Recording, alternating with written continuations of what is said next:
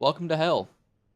This might be bad, but we're going to see how it goes. This is the Esports Oval League here at Martinsville Speedway. Oh, Lord. I am not looking forward to this. Going to pull up the qualifying order here now, and I'll bring it all the way back to the top. So first is Brandon Cooper, second, Tom Bourne, third, DJ Daniel, fourth, Nicholas Caldwell. Hold on, let me adjust my microphone arm.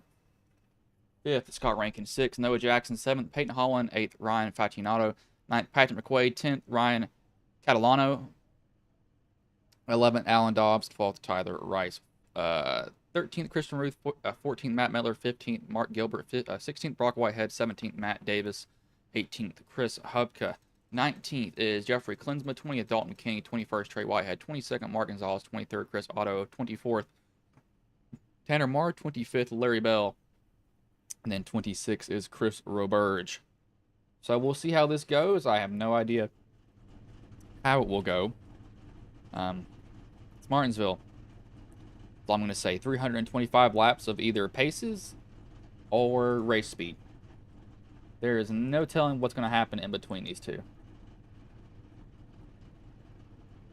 We'll find out. That's for sure.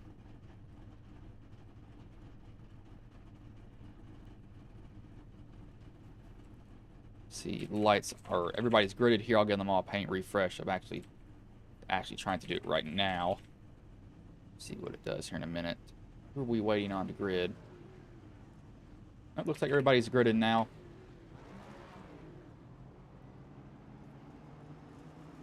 Let me tell it to do another one. There we go. So again, I have no idea how this track is going to handle. Sometimes it ends up bad, other times it ends up okay. By God, we're just going to have to find out here. His lights are already off on the pace car. It's a short way around the track for sure.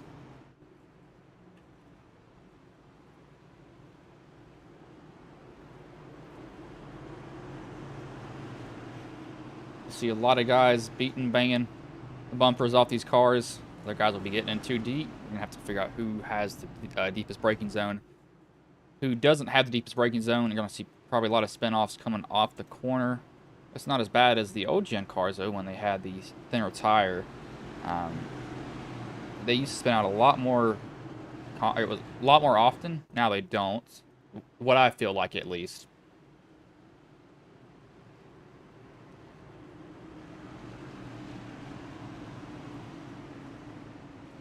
See, the pace car pulls in here.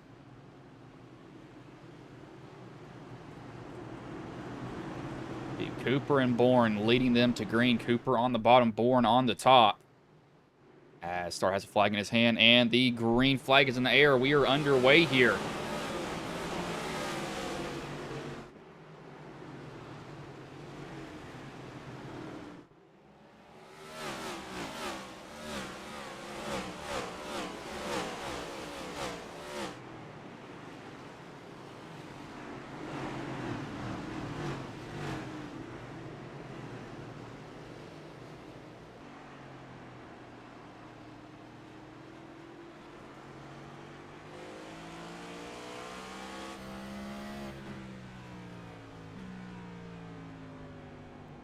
The drivers will be shifting now with these gearboxes. Do not get away with not shifting at this track. You will be really, really slow off the corner. You'll be banging off the rev limiter going down the straight. So you got to be very, very careful about that. However, higher RPMs, more tire spin as possible for these guys. DJ Daniel, he's going to gain one position from where he started. Fastest lap right now is a 20:36 at the moment. EJ's all over Bourne, or Cooper's bumper, that is. Getting into 1 and 2 there. Bourne just ran the fastest lap at 20:35. See if EJ tries to just dive on in there. Looks like he's going to decide to be cautious with it. Not going to get in there too deep, as he'll just kind of roll around. Rolling around the whole track is what we'll see. Everybody else is single filed out, surprisingly.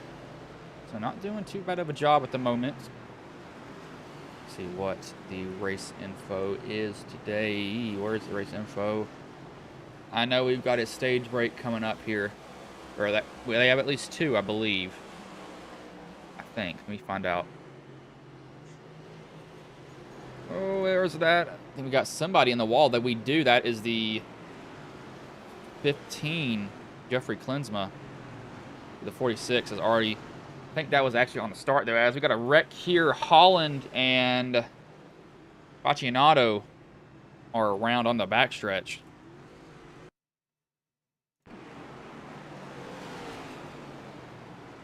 '19 way out of the groove.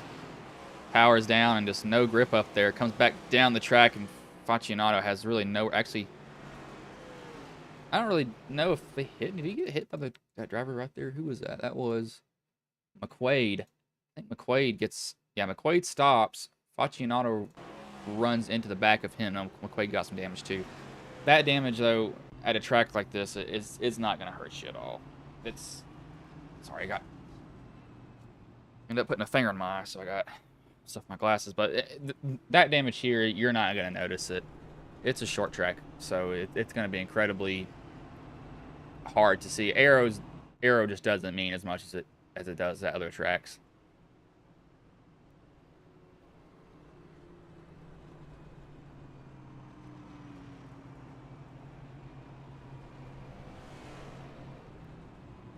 Don't think we'll see anybody. Yeah, nobody came down. Not surprised.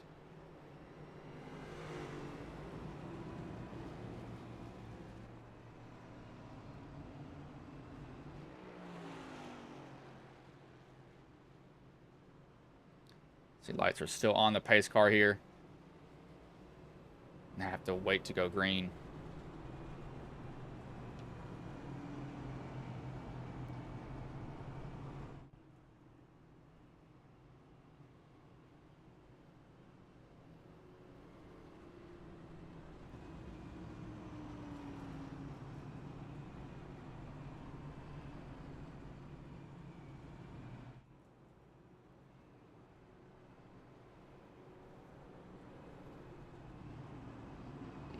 Reverge came down pit road. I'm kind of surprised by him doing that.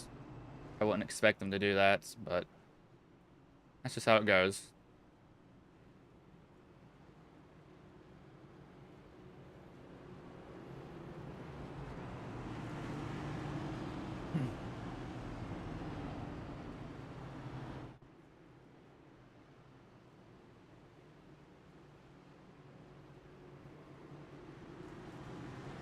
Lights have gone off on the pace car here, so we'll get the green flag this time by. It'll still be the... Oh, Brandon's still leading. However, DJ2 is inside. He's going to take the outside here. That's surprising that he took the outside. I would not have done that. But green flag is back in the air. We are back underway here, and he just gets a really good start over DJ. DJ's slipping the tires back there. As we got another caution here. It is not Roos. Someone else went around. It says Larry Bell, possibly.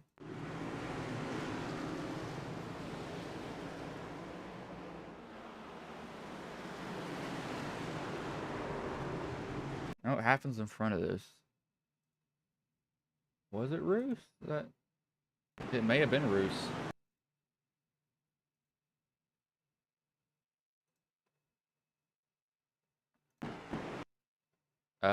Yeah, it was him. Just, ooh, it's pounded inside. That's a damn, see how fast he came around here. That looks like a downshift, how fast the car came around. We'll go cockpit view.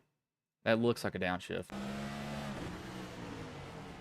Nope, it's just brakes. He's got the brakes so aggressive to the rear, it just spun him around. Davis will come down. Hubka will come down.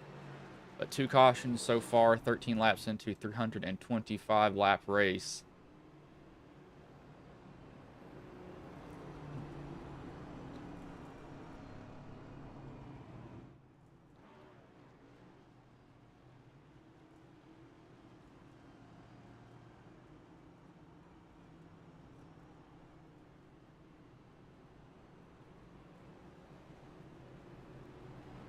Those are all the guys that will go down pit road, though, for this time. We will not be seeing any more of them.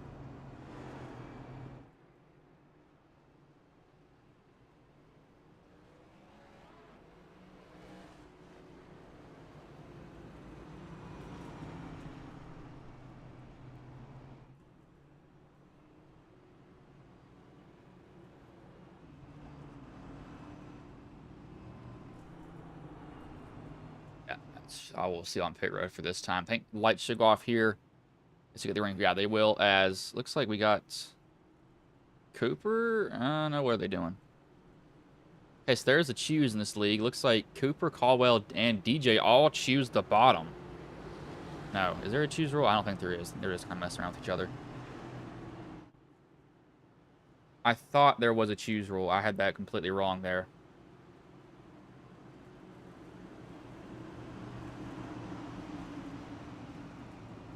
The pace car, I'm going to say truck. Pace car will pull in here with the green flag this time by.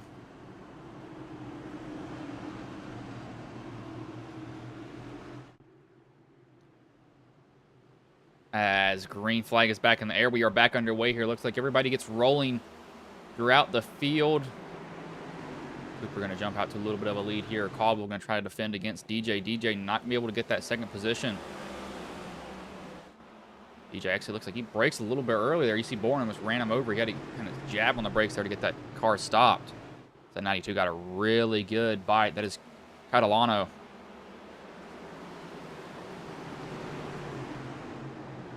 He's going to get into the 35 of Dobbs. They're beating and banging. Oh, he puts Dobbs. Is that Dobbs? Yes, that is Dobbs. Puts him in the wall on accident. Just trying to enter as aggressive as he can. That may have hurt Dobbs' steering. Here we'll have to see. Did it hurt his steering, though? Cockpit view. Nope, that's not what I need. Cockpit. I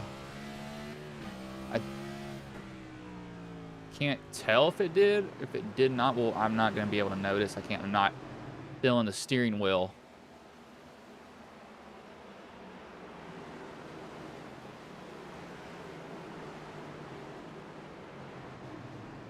To 17. Yeah, 17 of Gilbert. I almost had 77. 17 of Gilbert all the way up the racetrack.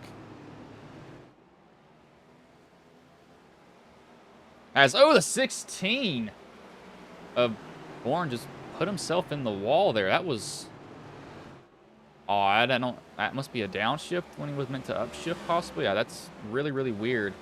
But Rice just ran the fastest lap, 20:25. What he just ran. He has gained 6th position. Gonzalez is coming from the back. He's gained 13 at the moment. Guys are running 22nd or mid 22nd laps at the moment. Caldwell trying to find a way around Cooper. Cooper's sticking to the bottom. Caldwell kind of diamond in the corner off. So 2 different lines being ran between these two. Even at a short track, people are trying something different. As we have another caution. As is Chris Hubka, who's spun it around on the backstretch as he gets going. He should stay on the lead lap, luckily for him. Gonna try to get powered off the corner. No, he got tagged there by the 19. Overcorrects into the wall. Roos, innocent bystander. So it's Holland, Hubka, and Roos all in one there.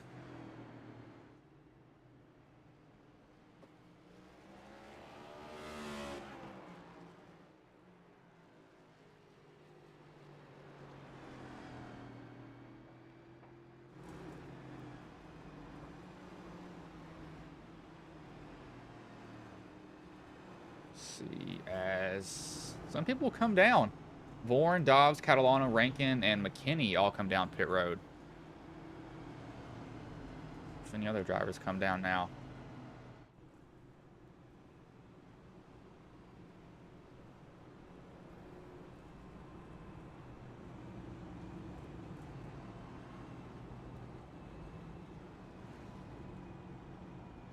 Davis, Otto, Hubka, Roberge, and Roos all come down. That's not surprising. Damage fix. You can't get a lot of damage fix at this track, though, just because of the time it takes to get around it. It's such a small track.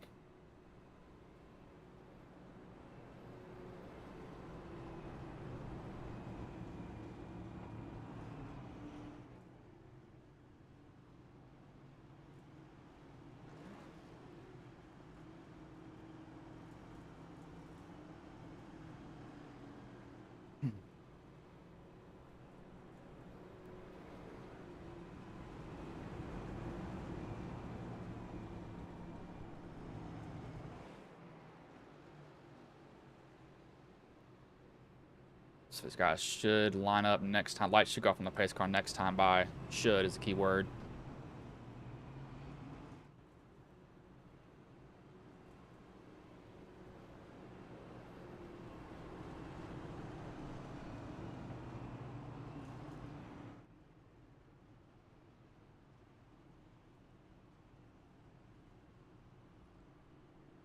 As it will. So these guys will get the green flag next time by. Cooper and Caldwell will lead them back to green. 26 laps in, 3 cautions so far.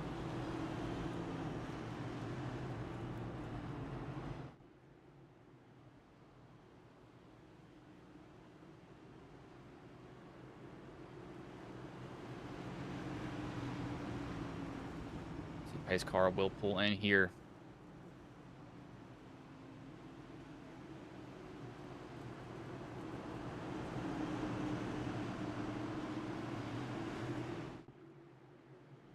As the green flag is back in the air, we are back underway here. Cooper gets a good jump. Caldwell jumps to the bottom immediately. Everybody else diving it into 1 and 2 there. Trying to get as many spots as they can on this restart, but not running to the back of each other. Caldwell all over the bumper of Cooper, though. Got to be careful about that. We're out the back, though. We got another caution here. Hubka's, that's not Hubka. That is the 9. Roberge is involved. Bruce looks like he's involved. Rankin's involved. And McKinney's involved.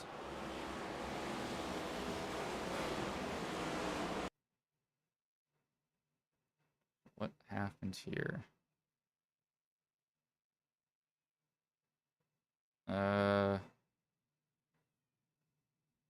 Looks like Metler. I don't know if did he get that. I don't want to put that on Metler though. I kind of want to look at this at a different angle. Yeah, I think Metler gunned it in there, got into Roberge, and then McKinney had nowhere to go. Rank had nowhere to go. Roos had nowhere to go. I'll look at that in real time though. Everything looks worse in slow motion. Yeah, but that's too aggressive. Dobbs, Daves, and Otto come down. Rankin, McKinney, and Roos will come down. Roos has had a tough time here tonight.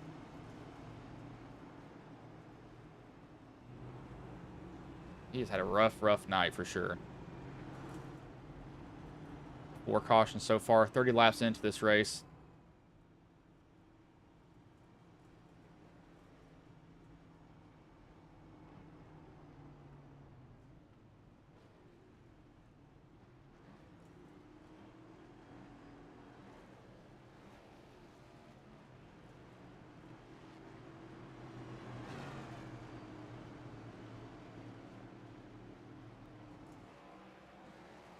We'll put Cooper and Caldwell together for another restart here, trying to get this done.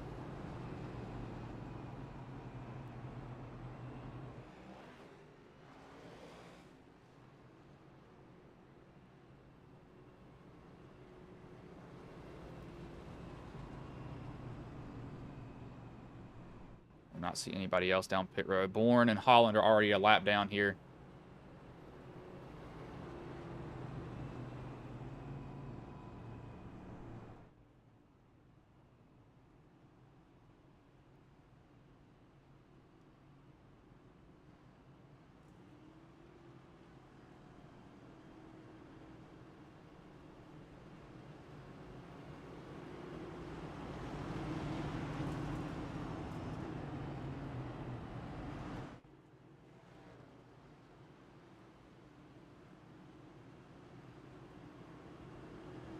Lights have gone off on the pace car here. They will get the green flag next time by.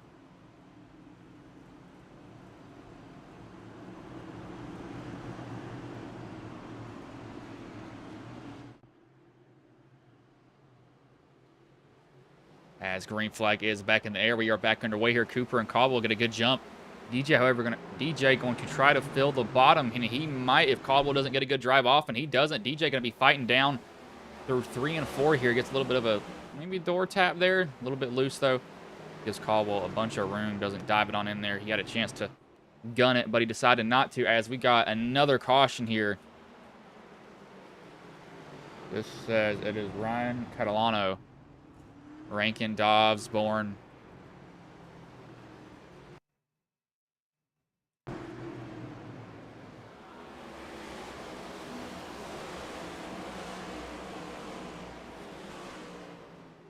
Ooh, okay, something happened in front of this. That is Auto.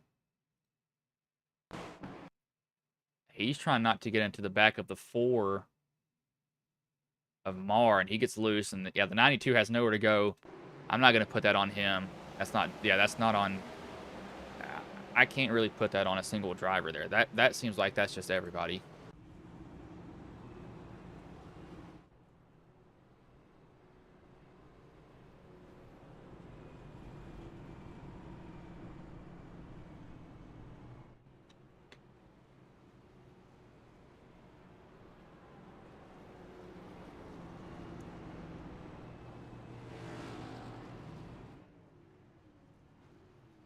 That is the 19 Holland getting a lap back here. Rankin, Dobbs, Daves, Otto, and Roos all came down pit road. Roos is going to be trying to get as much damage as he can fix. It's just going to be hard for him to do that.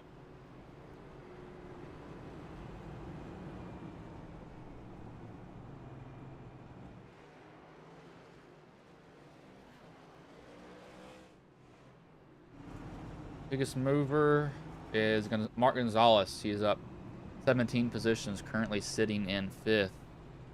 Not going to say what I was going to because it'd be a curse if I said it.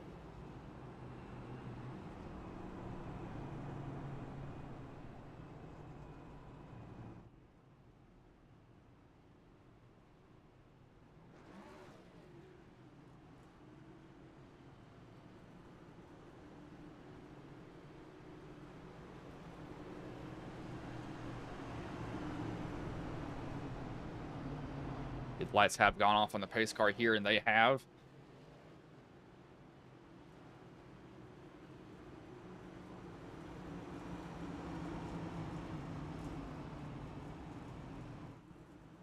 It'll be Cooper and Caldwell front row. They're getting ready to take the green flag here. 5 laps in, or 5 cautions in, 37 laps so far. As the green flag is back in the air, we are back underway.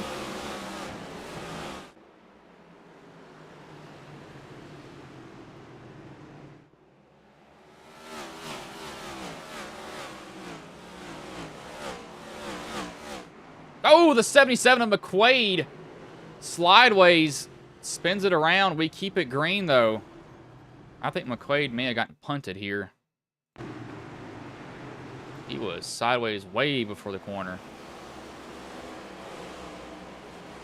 Hello.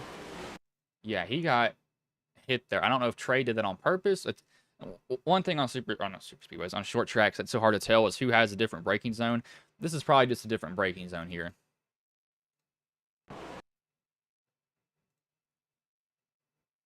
Yeah, that...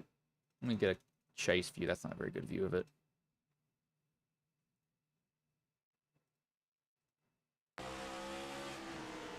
Oh, yeah, he definitely got the boot in there, though. That's for sure.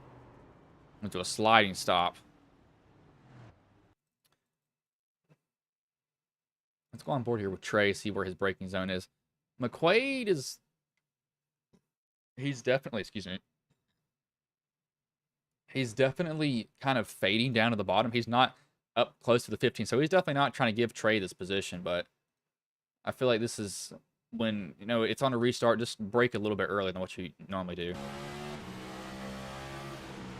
Well, he's actually, no, he's on the brakes, so this is just different braking zone, solely. You see, he's on the brakes, so that's just a different braking zone at that point. So that was not a spin on purpose at all.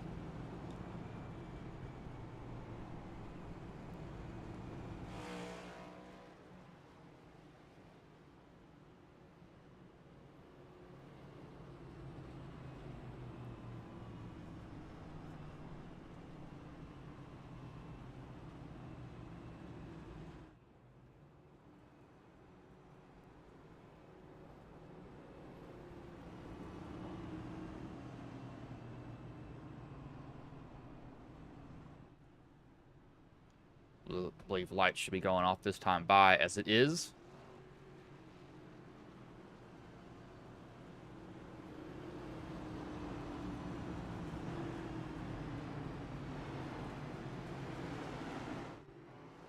So they will get the green flag this time by.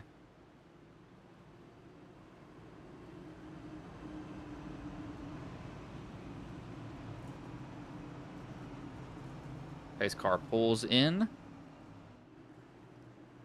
Starter will have the flag in his hand.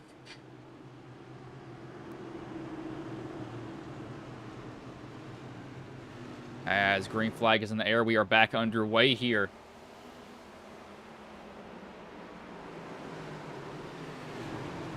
As we got the 20 of Noah Jackson around.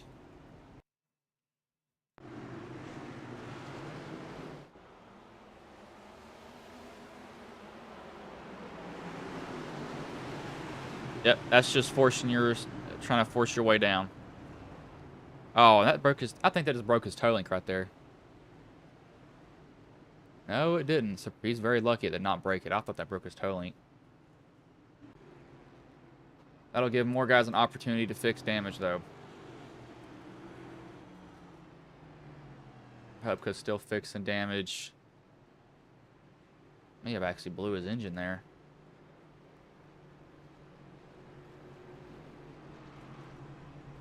Caldwell. So really the same front two. Haven't really had a chance to get them racing quite just yet.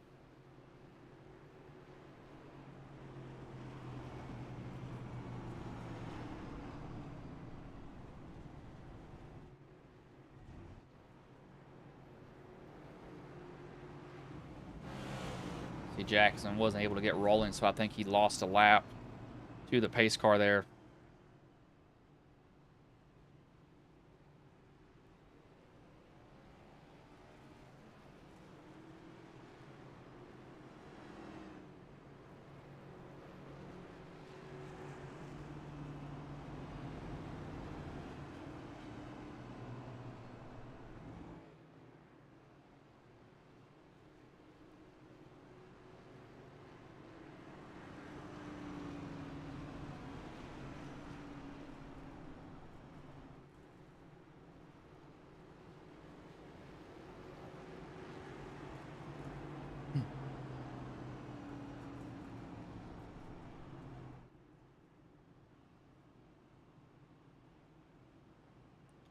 The lights should go off here on the pace car, as they will. So it'll be Cooper, Caldwell, Daniel, and Rice for 2 rows.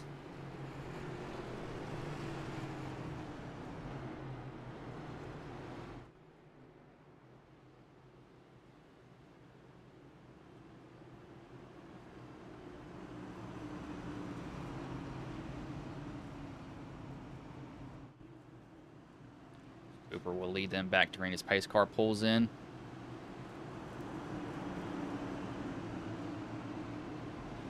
As the green flag will go back in the air, and we are back underway.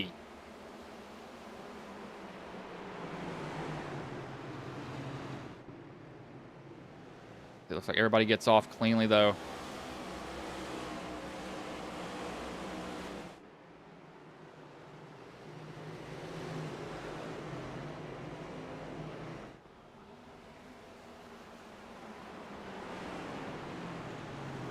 The DJ kind of running Caldwell up the track a little bit, trying to get to second position. See how hard these two race. Caldwell giving them room. DJ not running them up the track too much. Caldwell going to fight him hard, though. This might give Rice an opportunity. One of them slips up off the corner. The other one will take advantage.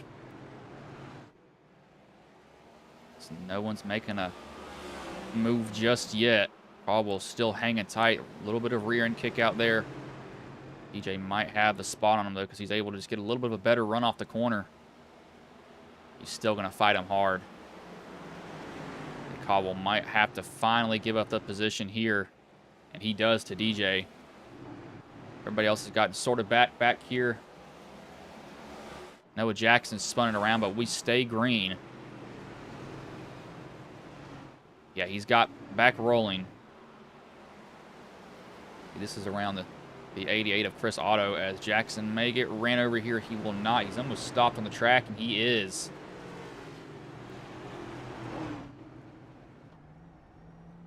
I don't know if there was much he could do there, but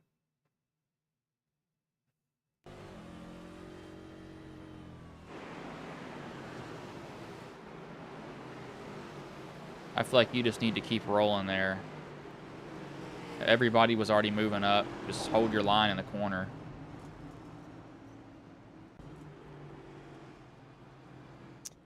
Cooper, DJ, Caldwell, and Rice. So a little bit of a switch up between the second place position. Don't think this will drive anybody down pit road, though.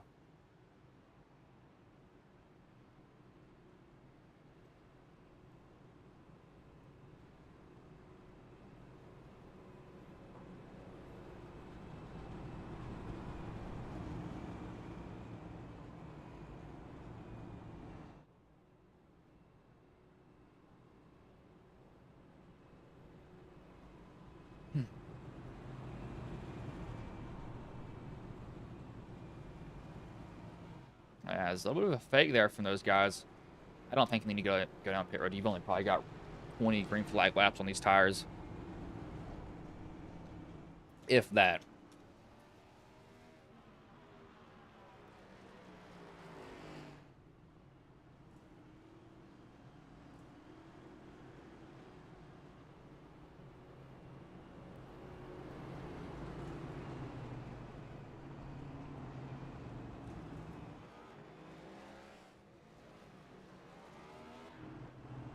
People that came in this time by Quaid, Roos.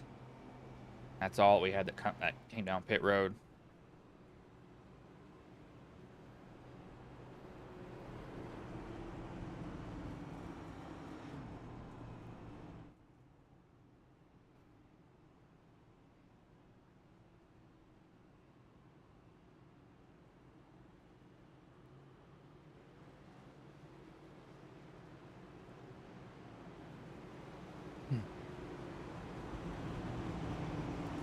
Lights have gone off on the pace car here. 5 laps in, 8 cautions so far.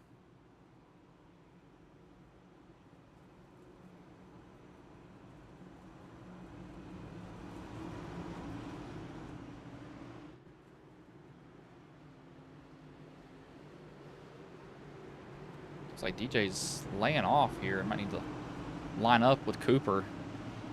She's trying to time the run. As DJ just... Did he lose a gear? Hold on. DJ might have... I don't know what that was. DJ just did not get going. He either couldn't get it in gear or... I don't know what that was, but he loses 2 positions because of that. He must have had it stuck in first. It's the only thing I can think of that would be causing him to lag back like he was.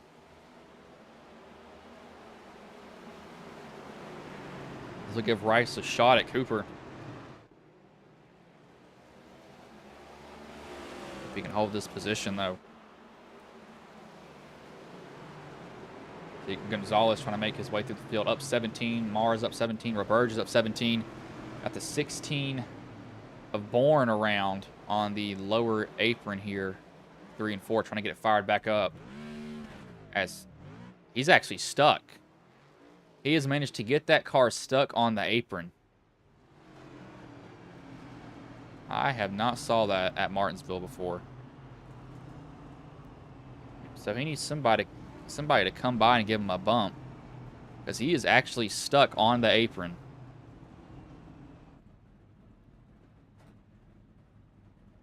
Bruce is going to give him a bump here.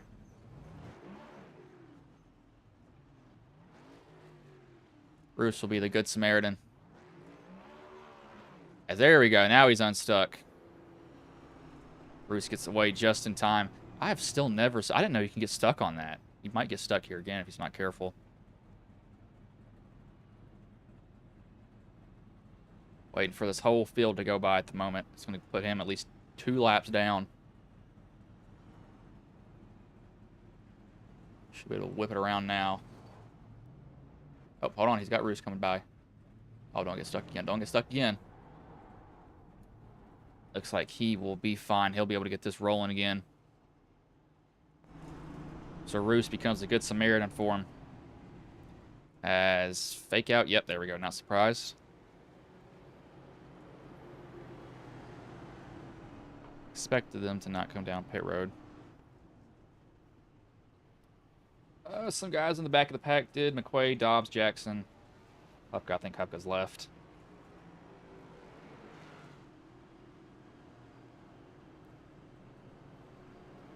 A little bit surprised by that.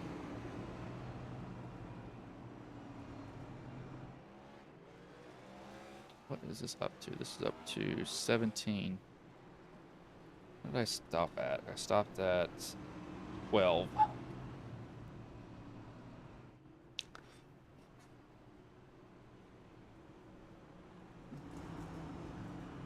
believe they should have the pace lights turn off this time by on their pace car. See if they do. They're already lining up like it is, so possibly it will. As there it goes. It goes off.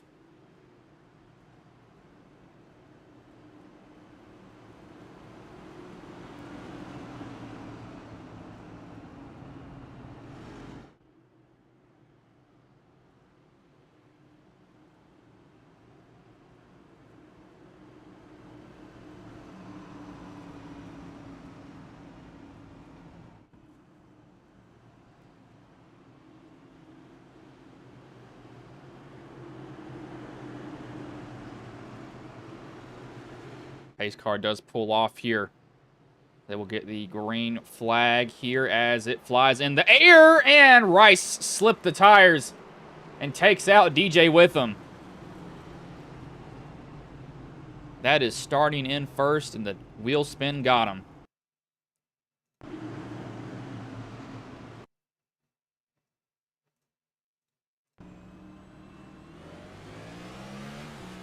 Okay, that's still wheel spin. He shifted to third. You kind of have to let off honestly the gas when you do that.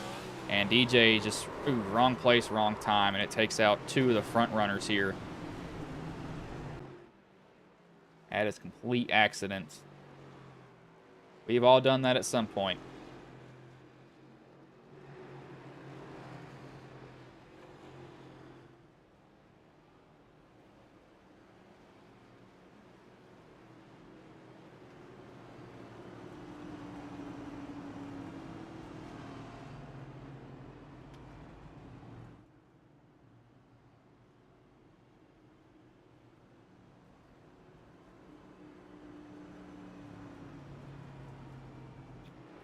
Way, DJ, Dobbs, Jackson, all back down pit road. This could be just for fuel for some of these guys.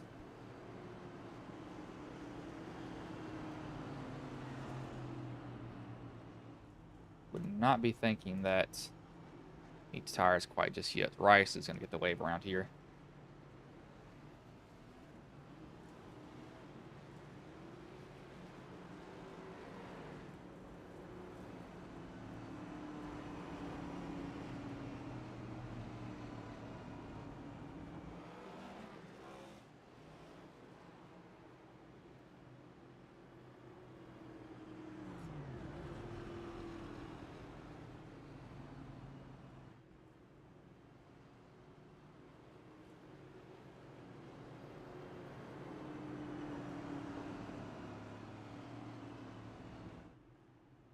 The lights should go off here, hopefully.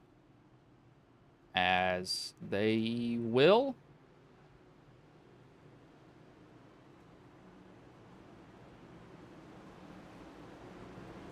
Be Cooper, Caldwell, Gonzalez, Brock Whitehead.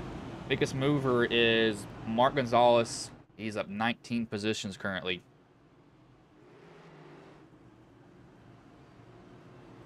Cooper is kind of somewhat glad.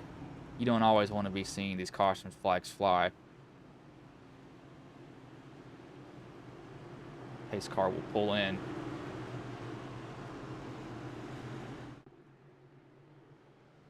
As the green flag is back in the air, we are back underway here as another stack up.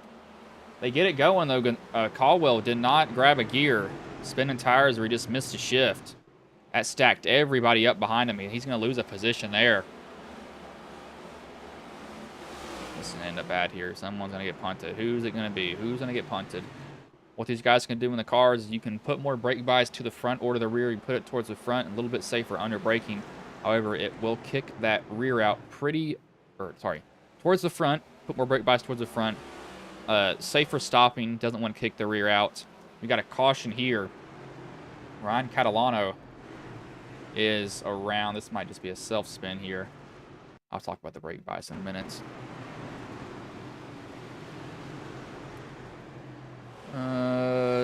Nope, just comes up and the 15's there. Locks it down and gets it back run. But what I was saying about the brake bias is you can change it in these cars. So if you go more towards the front, it's safer stopping. Takes longer to stop though. Rear end doesn't want to kick out though. If you put it towards the back, more aggressive stopping. However, the rear will kick out if it is too far to the back. You have to be very, very cautious with it.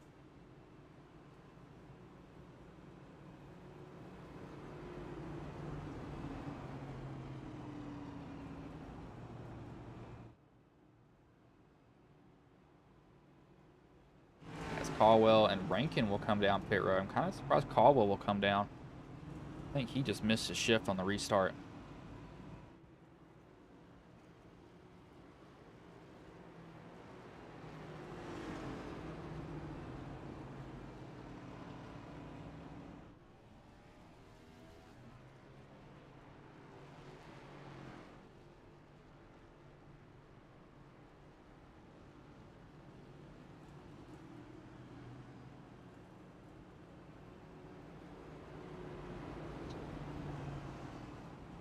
How this goes for these guys.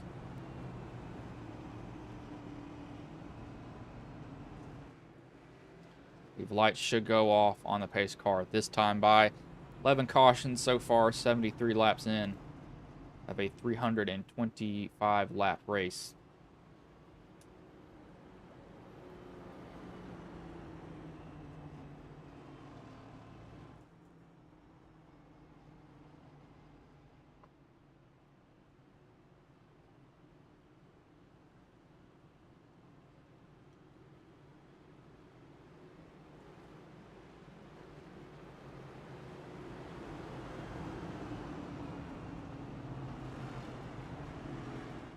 See, lights have gone off, so they'll go green next time by. DJ, you're trying to race out and beat the pace car.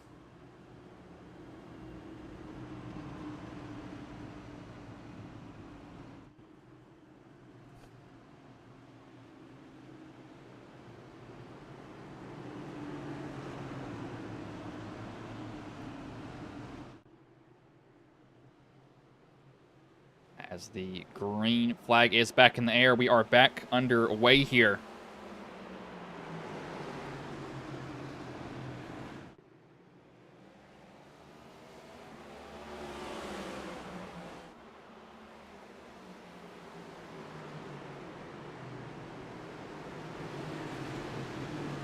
See, everybody, if you get out of the, I think it's not asphalt. That might be asphalt. That's concrete, actually. If you get out of the concrete here at this track, you just plow. There is no grip up there at all. It is so hard to turn. Bruce has actually gotten a pretty good looking car now.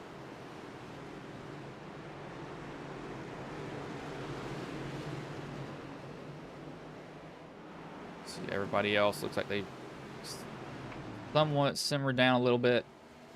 Giving each other a lot of room. We'll let the camera choose who we go to here. We'll just pan through the field. Facinato trying to get up under Metler. Metler's going to let him get that position as he actually gets out way out of the groove. This camera's kind of freaking out where it wants to go as Metler's way out of the groove. That's a nice paint scheme, I will say that much. Kind of a paintball paint scheme. I don't know what you would call that. I guess you call it paintball somewhat.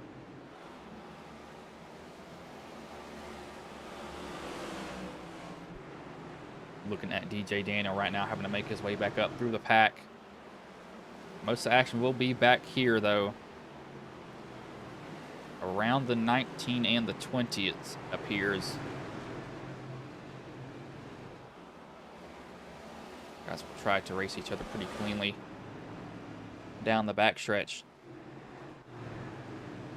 Bruce way out of the group. He might have got it in the boot there from Faccianato. 80 laps with 325 done. It's getting cold in this room. We turn this AC. There it goes. AC off.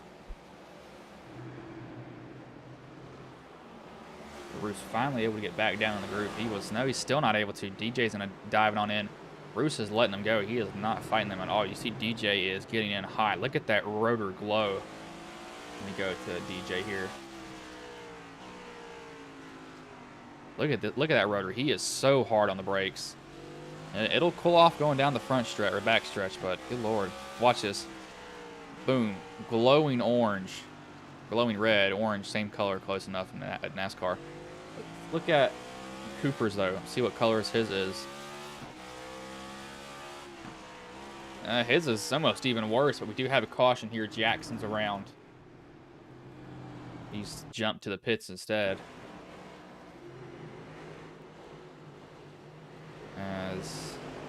Just going to spin it off of 4 there. Boom. Down to the inside wall. He jumps to pits immediately. Now coming to pit... I don't think... No, they're going to come to pit road. Okay. Mar will stay out. Not surprised. I don't know if I come down pit... I mean, you can. It's not a bad idea. Huh.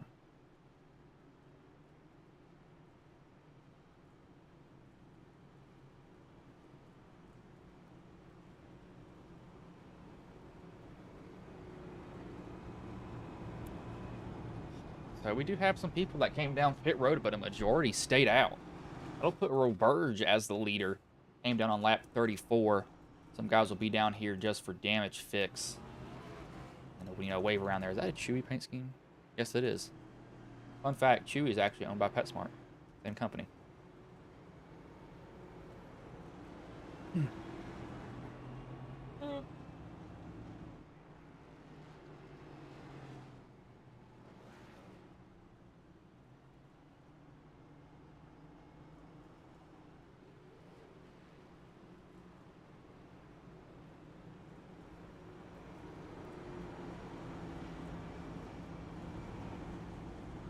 This is going to mix up the field. We're going to have fresh tires versus old tires up here.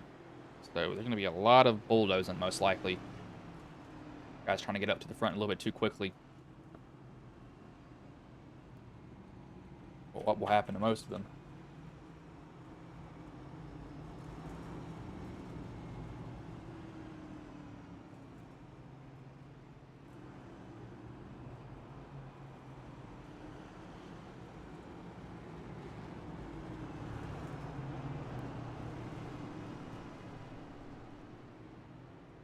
Lights have gone off as they have. It'll be Martin Gilbert. 2 different front runners up here now. See how they handle it.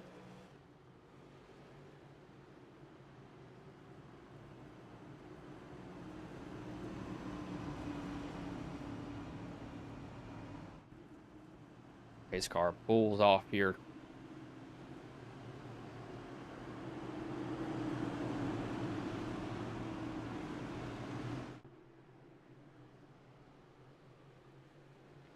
As green flag is back in the air, we are back underway. Mar gets a good jump on the field. He's trying to get away from everybody else. I want to see what these fresh tires do. The freshest tires is going to be Brandon Cooper, that 54 paint scheme.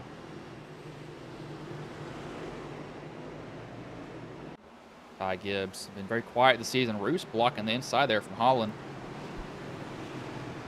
There are 3 people in the field that haven't pitted yet. Mar hasn't. Oh, no. Do not come down the track, Klinsma. Let's see how this goes. Oh, the 92. Hello, Catalano. Someone nailed him getting into the corner here. Actually, I don't think... No, nobody did.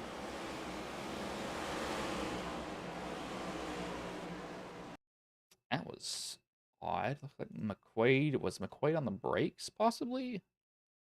McQuaid got hit, and I think that sent him sideways. It he was most likely, that's what sent Catalano sliding through or almost through the grass. It used to be grass, now it's paved. I think that McQuaid's on the brakes, and that's why he went to the side. I think, because he's also banging it off the limiter here. That's not on McQuaid. I'm not going to put that on McQuaid. Good Lord, he's seen the 92 flash in front of him.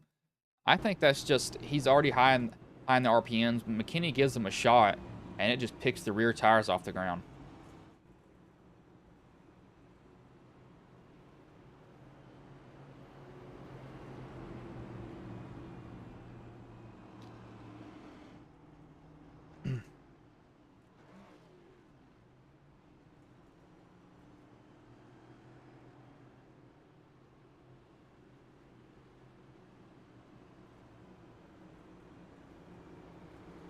This did drive some other people down pit road. McQuaid came down. Klensma, Caldwell, Dobbs. You can only get a little damage fixed, maybe 15 seconds, if that. You got to get rolling again.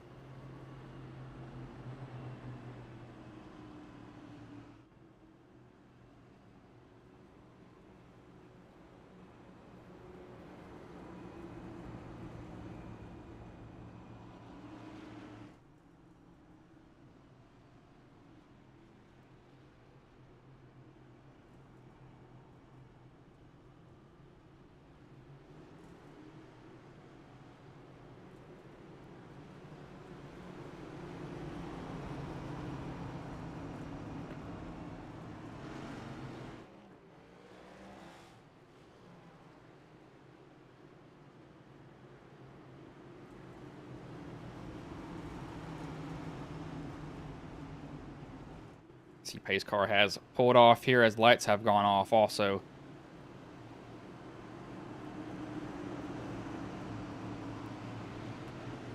As looks like Roberge is going to lay way back. Doesn't want to be up there. As green flag is back in the air, and the 88 of Otto loops it around.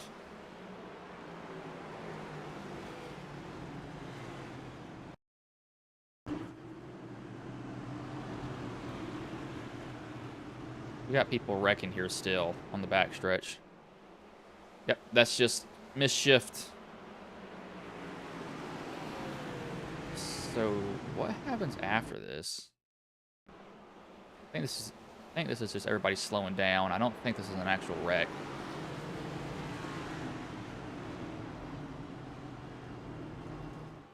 No, there was. How do you, what? What happened up here? This is Roberge.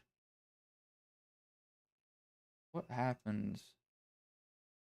Caution's, I believe caution's already out at this point. I think it is. Not sure. And Gilbert just gets into Roberge, and then that's what all that other stuff was that I was getting notifications for. Okay. It's interesting.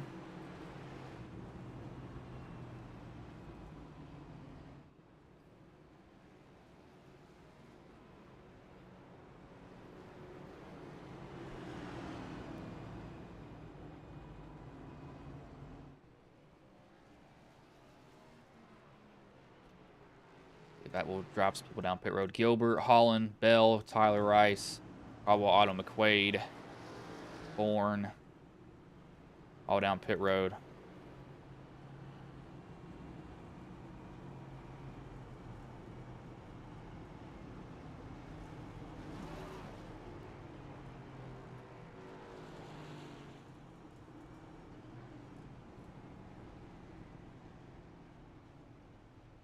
Tanner Marr will still stay out, though. 96 laps done. 3:25 at the moment. 235 laps left.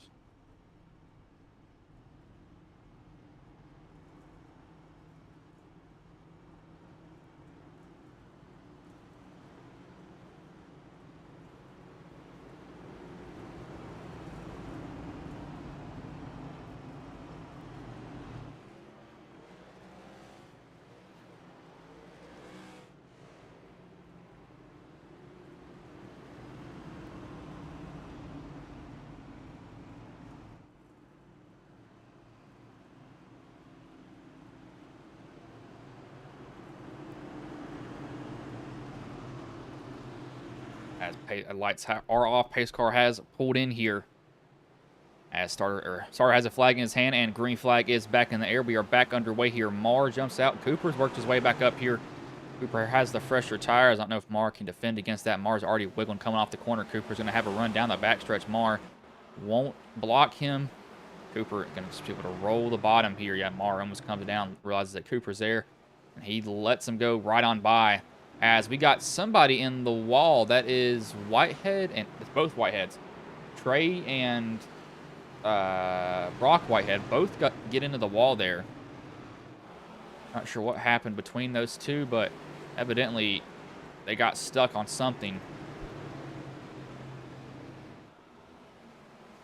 See, that is Auto rolling on pit road right now at the moment.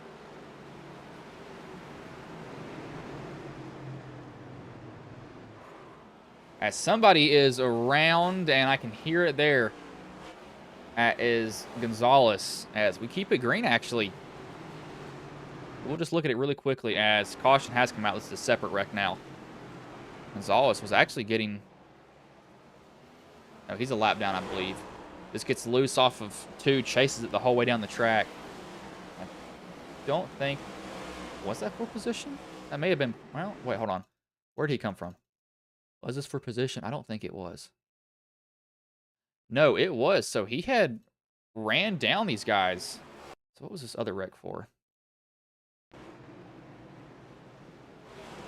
Starts with Larry Bell, so let's start with him.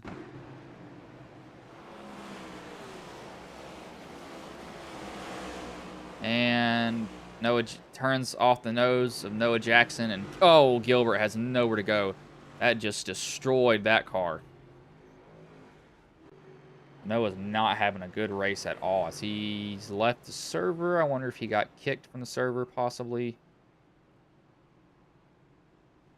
Not sure.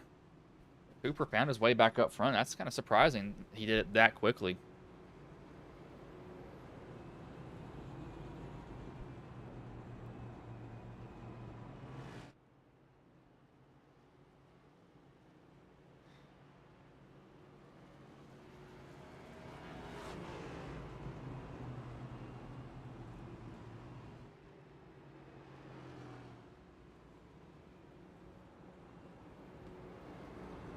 Rankin, Dobbs, and Whitehead over here. Roberge, McQuaid, Rice, Bell.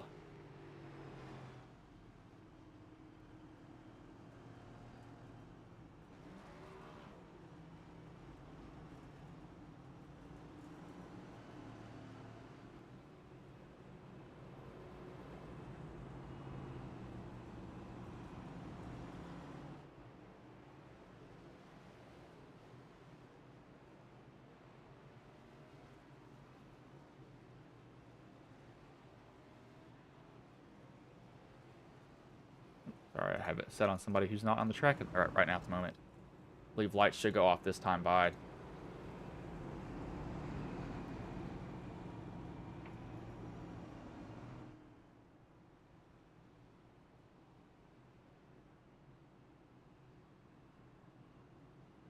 As it will, so it will be Cooper, Marr, DJ, and Rylan. Or Rylan.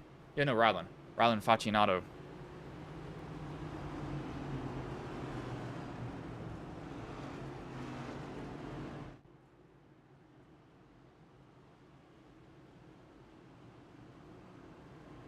Pace car will pull in this time by. It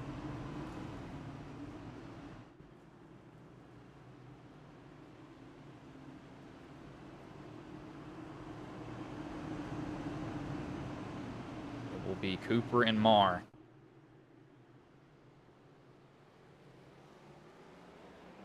As you can see him, he gets out to a pretty big jump. So does DJ. He will have the inside here on Marr.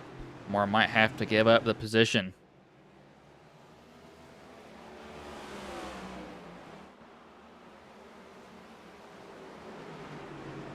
You will if these guys get sorted out through the back. The 23 of Trey. As that is Brock puts himself in the wall again. I don't know what's going on with him. Broken steering, possibly? Something is... Can he see?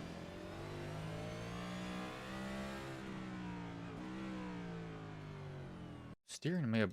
I want to see 3 and 4. Did his steering break, possibly? That's what I'm thinking. He broke his steering.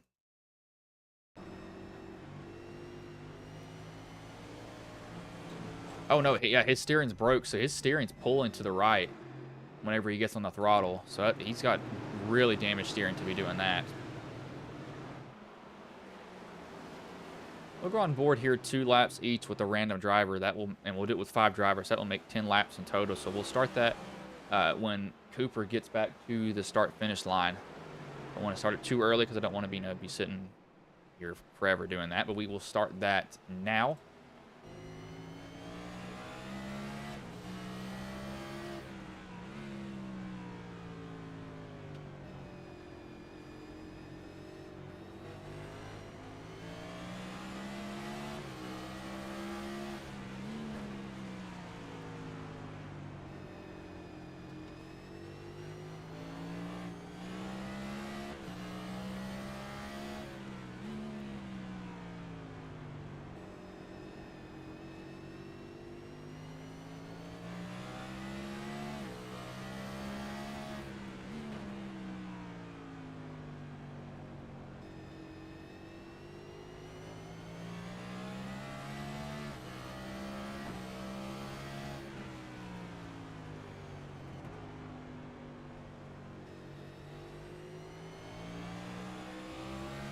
We've got another caution here. McKinney and Roberge, apparently.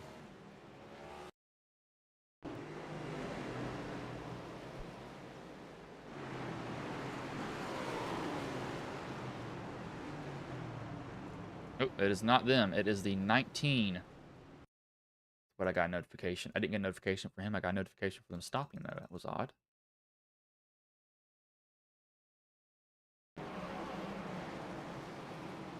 Too deep, and rear brake bias spins the car around.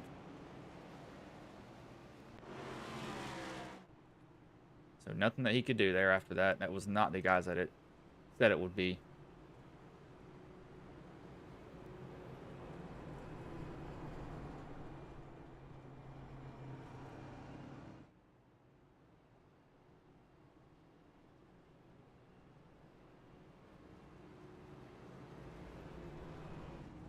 Dobbs, Holland, both down pit road. 114 laps of 325 done now at the moment.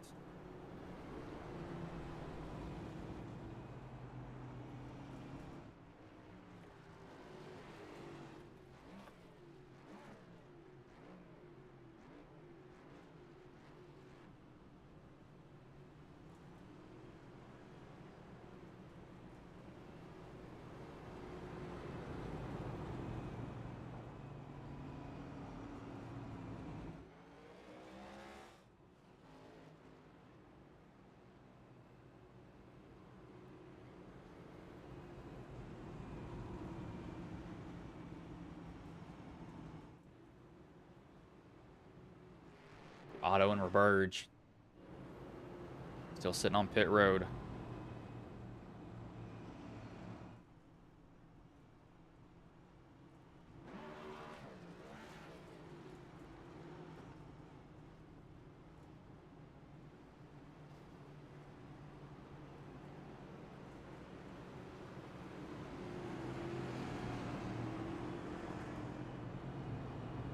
The lights have gone off.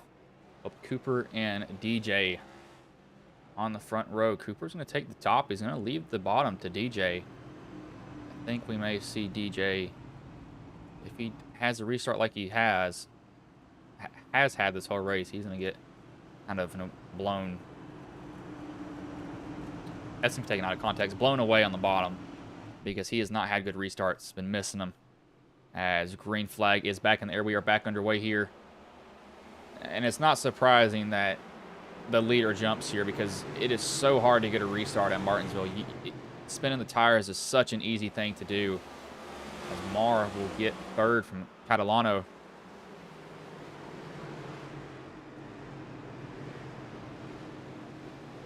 These guys just kind of rolling around the top, rolling around the bottom at the same time too. 118 laps of 325 done as Facinato gets the bumper. Telling him to get out of the way, it looks like. As they're stacking up behind him, getting into 3.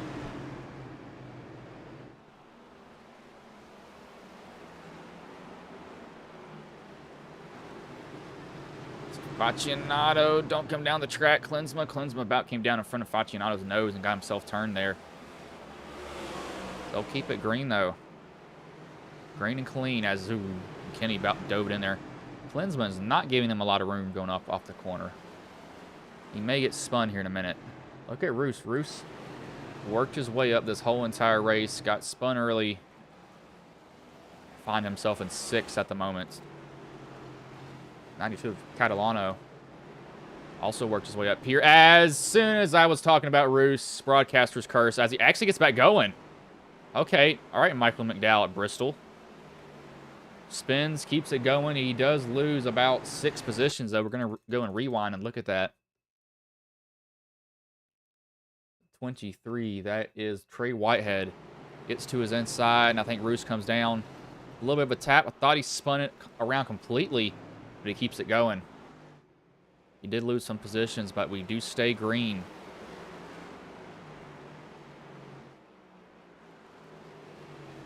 Look at DJ's line here.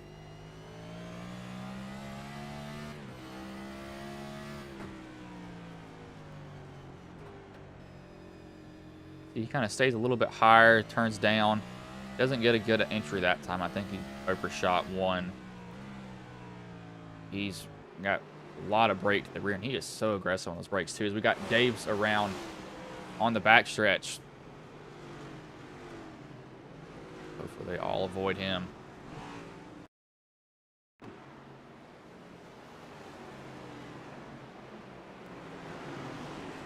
As just a self-spin there. He's actually lucky he overcorrected because he was headed for that inside wall. That brings out the 17th caution here tonight.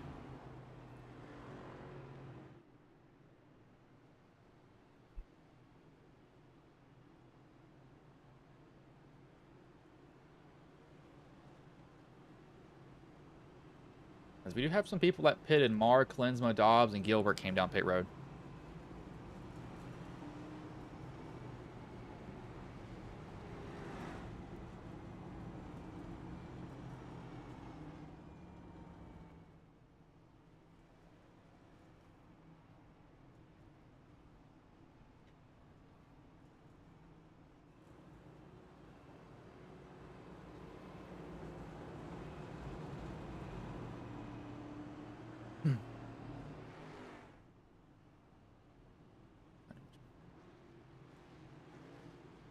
So it looks like Hubka is having to be RC for this race. I looked at the Discord there.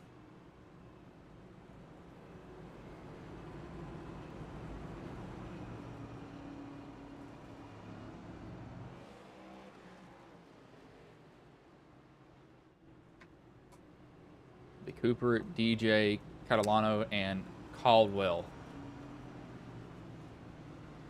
Front 2 rows. 126 laps in. We'll take the green with at lap 128.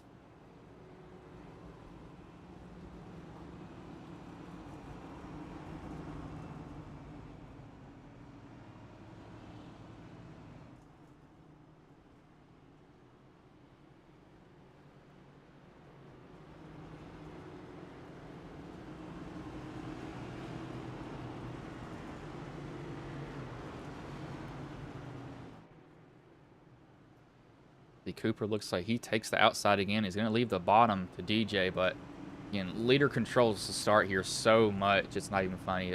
This is one of the tracks you'll see it happen. You'll see it show up the most. Other tracks, not so much.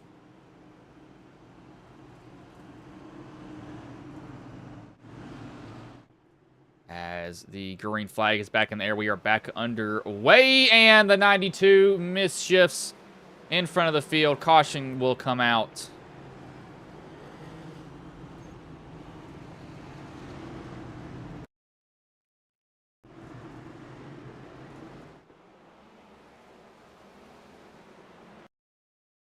Probably tried to grab the gear and he was already too high on the RPMs. Yep, needed to shift a little bit earlier.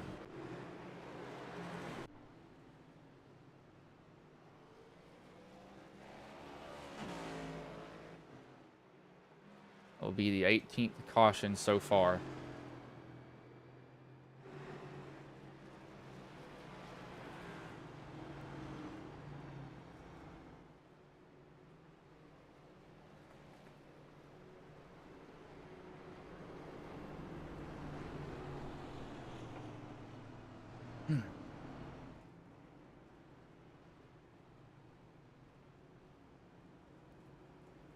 Is this a IndyCar clip? What is this?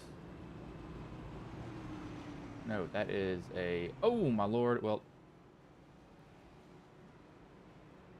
iRacing clip. Somebody at New Hampshire. We did have some people pit. Dobbs, McQuaid, Rankin all came down pit road. I'm not really going to point them out. Not that I don't think they're important, but I don't think it needs to be noted.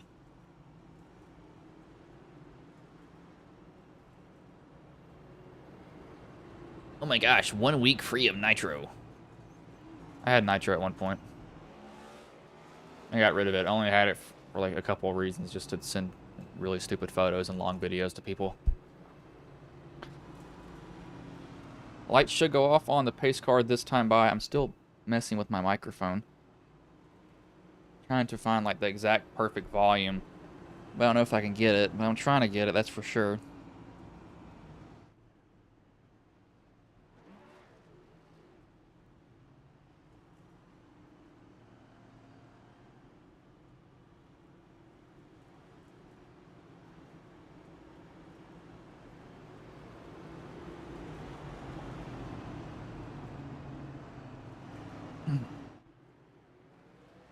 See, lights have gone off. Pace car will pull in this time by.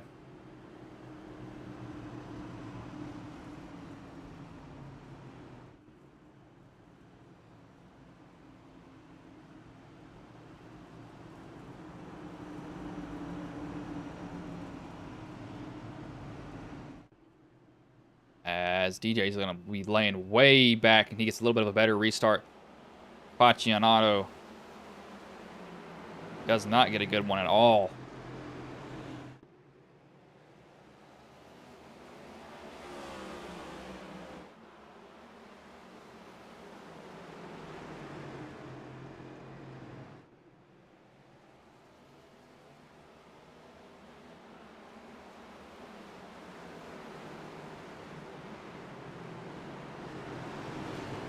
He's at 35, trying to roll the outside. Gilbert to his inside. You see a lot of cars beaten and battered here. They're trying to weather the storm.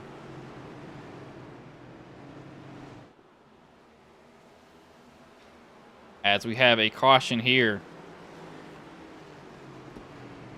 Around Roos. Roos has had a tough day here.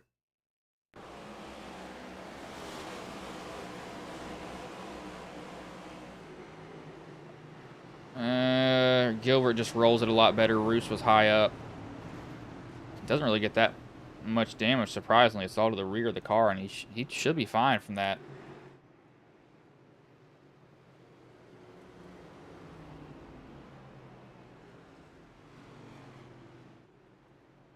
That'll be 19 cautions. All right, let's start taking bets. This is not a knock on this league at all. This is how every single iRacing race at Martinsville goes. It is not fun. Just trust me, it is not fun on iRacing racing this track.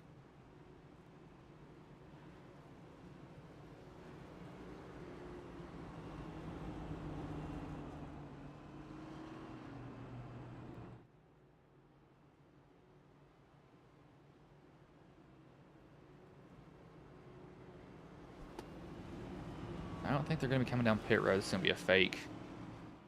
Brandon, yeah, it's a fake. I think it's slightly better, but that was only 16 drivers. The next gen is so bad here. The next gen is not... Lilith, you'd be surprised. The next gen is not as bad at this track here as it used to be in the Gen 6 because these cars have a wider tire. Literally every single corner somebody was spinning out in the Gen 6 because you couldn't get any grip up off the corners. But I do see what you mean. I honestly think it's because and this is speculation. I think iRacing's boom in popularity. It's a good thing, don't get me wrong, but the whole issue with it is that we're getting people who don't know how to drive. And we're getting, maybe some kids in here that just don't care about racing. They just see it as another video game, and it's just kind of like it's whatever to them. But I think iRacing's gotten a lot of drivers in here that don't have any racecraft, never been around racing before. They get their A license because they farm, and then there's just no racecraft in their driving, and they don't know. Hey, let's not go hard. They just think it's all about trying to pass somebody.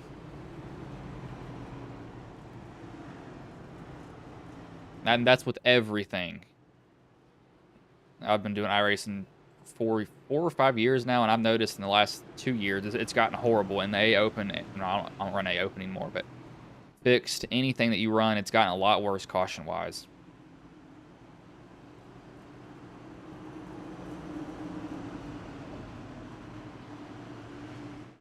See, pace car will pull in here.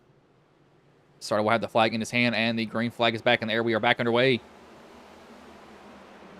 Trey Whitehead, currently sitting third, trying to hold off Caldwell, who is on his inside here. See if he cuts across the nose. He does not. It's all Toyotas up front at the moment.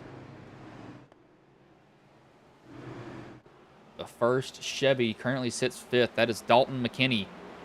Trey and Caldwell will still go at it here with each other. See who's going to get more aggressive, getting on the gas, coming off of the corner between these two. It's a game of chicken. How aggressive are you going to be? I'll dive on down to the inside there.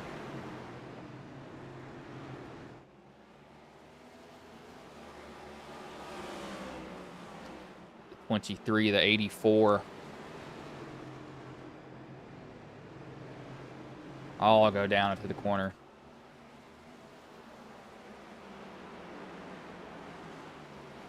See, that is Klinsma looking to the inside of Roberge. Got some off. That's going to hurt Klinsma's corner. A lot of these guys, you're trying to brake, getting into the corner, let it roll, because if you jab the brake, it's just... you just don't get the turn that you need. It's really difficult and hard to deal with for sure. We got another caution here. Bourne and Rice have gone around.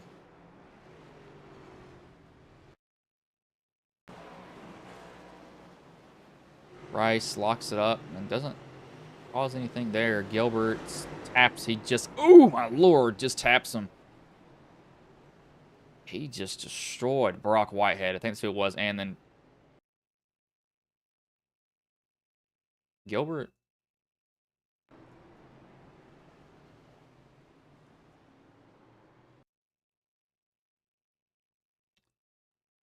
what?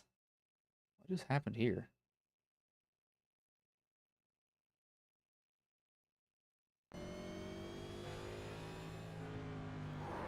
So, okay, there's only two things I can think of. So, Moza and their old firmware updates, they have hands-off protection. I run an older firmware because their new firmware sucks. If you let go of the wheel begins to shake if you don't have it enabled. If you do, it doesn't shake. But if you don't, it will literally shake out of your hand so hard. That's possibly what happened, is he had let go of his wheel and it just started vibrating a ridiculous amount.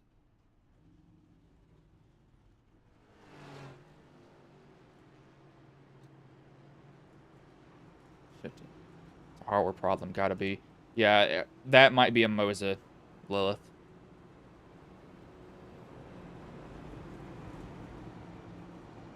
I use a Moza 9 V2. I'm running one of their super old firmwares too. I mean, it's like 4 firmware things back, because I remember they had an issue with it, and I updated it, and it just felt like crap. And I was like, this doesn't feel normal. So I went back to the one that I had before.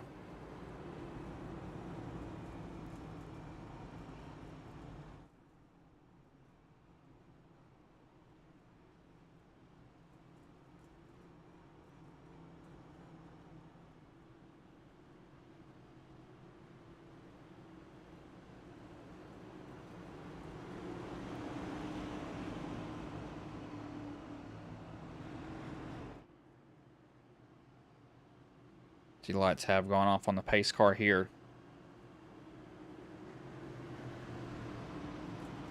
They will get the green flag this time by.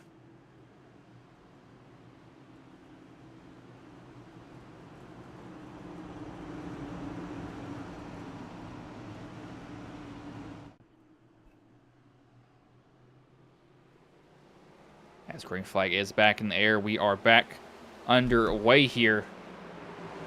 Trey and DJ get rolling on the bottom. These two had a history in this league before. This league had it's been renamed about only one time, but these guys have known each other for a while. DJ's not a light driver, and Whiteheads can be a little bit hot sometimes. It looks like Trey lets him go by. I never really had any issues with the Whiteheads or DJ, ever. Just to be clear on that, I never had any issues with them. But they've been known to some drivers. They just not well liked. I don't know why. I guess they just race too hard. I like hard racing though. Don't give them a position. This isn't the charity. I'm not the Red Cross. This is the No Cross. You're not getting by me unless you work for it. See DJ setting his sights on Cooper. Both same lap tires at the moment. They're all just trying to roll around pretty calmly as Dobbs has gone around in 1 and 2 off the exit of 2. His caution does fly.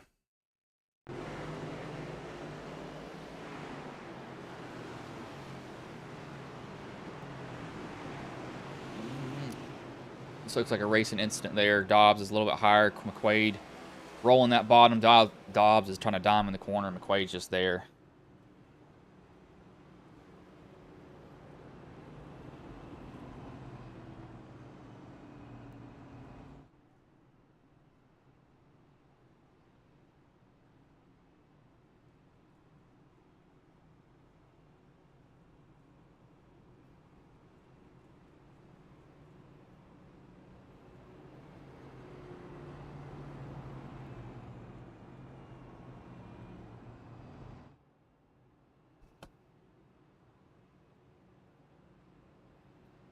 As Rankin, Catalano, Rice, Metler, Daves, Klinsma. A lot of guys come down pit road this time by Bourne, Whitehead. So, decent amount hit pit road.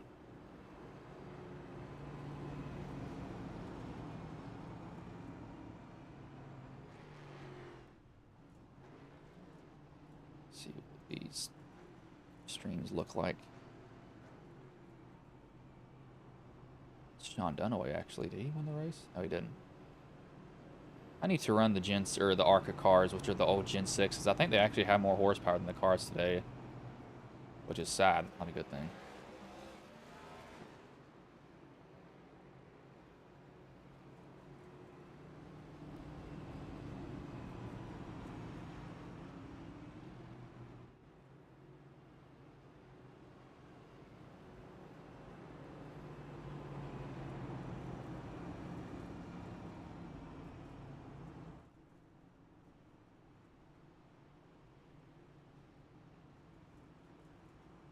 See, lights will go off this time by.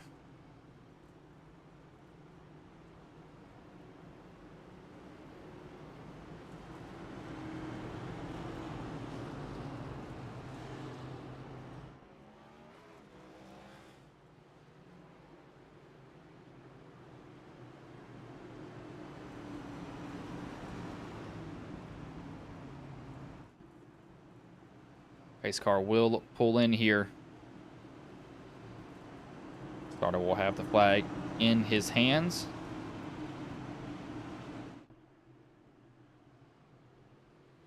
As green flag is back in the air, we are back underway.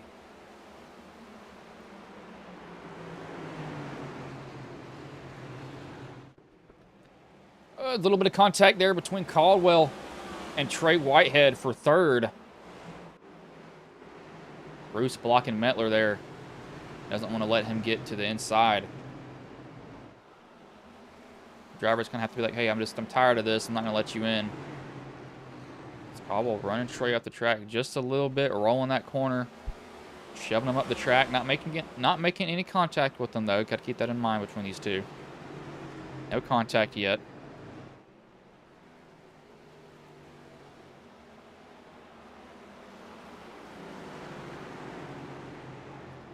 DJ's gotten to the bumper of Cooper. See if he decides to move him here or make a dive bomb move. He's too far back to make one right now. See, DJ, look at how he's entering higher, diamond in the corner, and tries to get a good run off. That corner, he didn't get a very good one, but he gets it every now and then. He just has to time it correctly. He's really wiggling that rear end.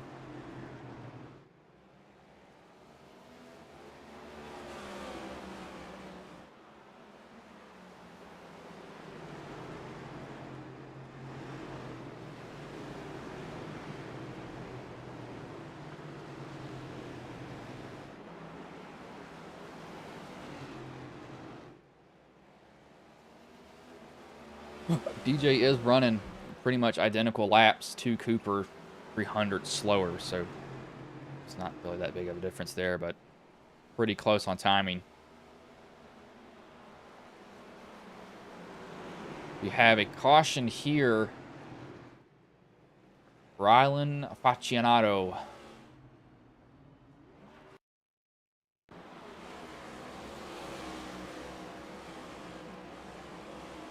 Both cars going for one spot, and this position's not there for either of them.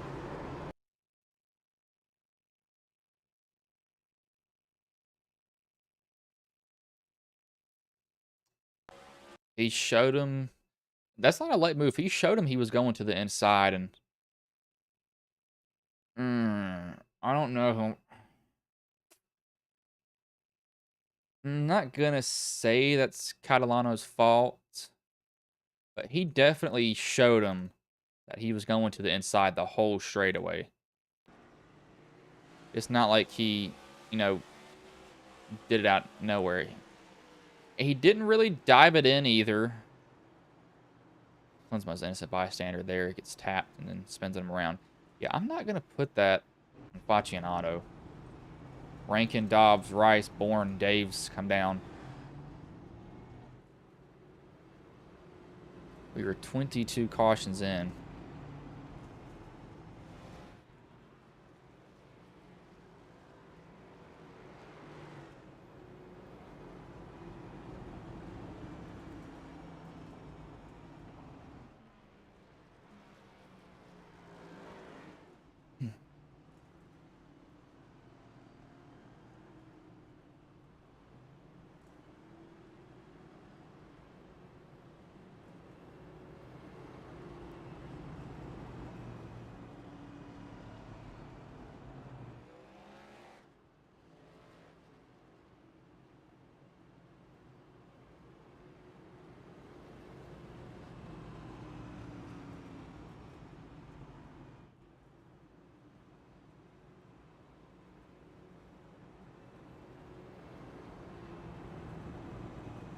I believe that lights should go off on the pace car this time by, and they will.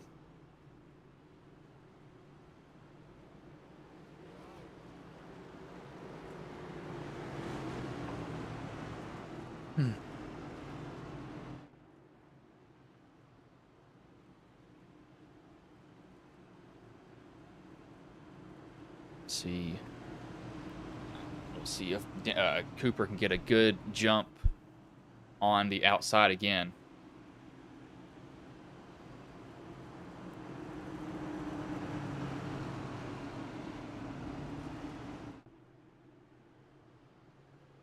as the green flag is back in the air.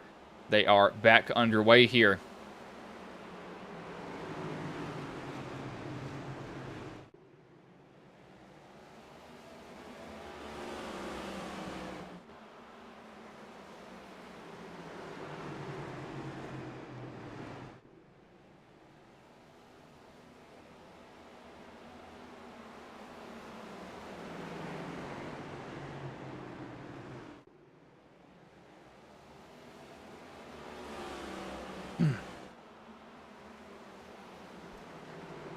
Everybody gets clean and away. So far, we still have 19 drivers on the lead lap at the moment. We still have a lot of racing to go. Pretty much half of the race left as Rice has gone around. Gets Dobbs again.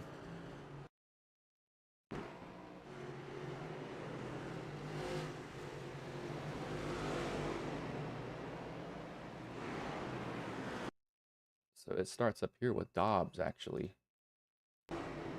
And netcode between him and Rankin puts Dobbs in the wall. Ooh, Rice has nowhere to go.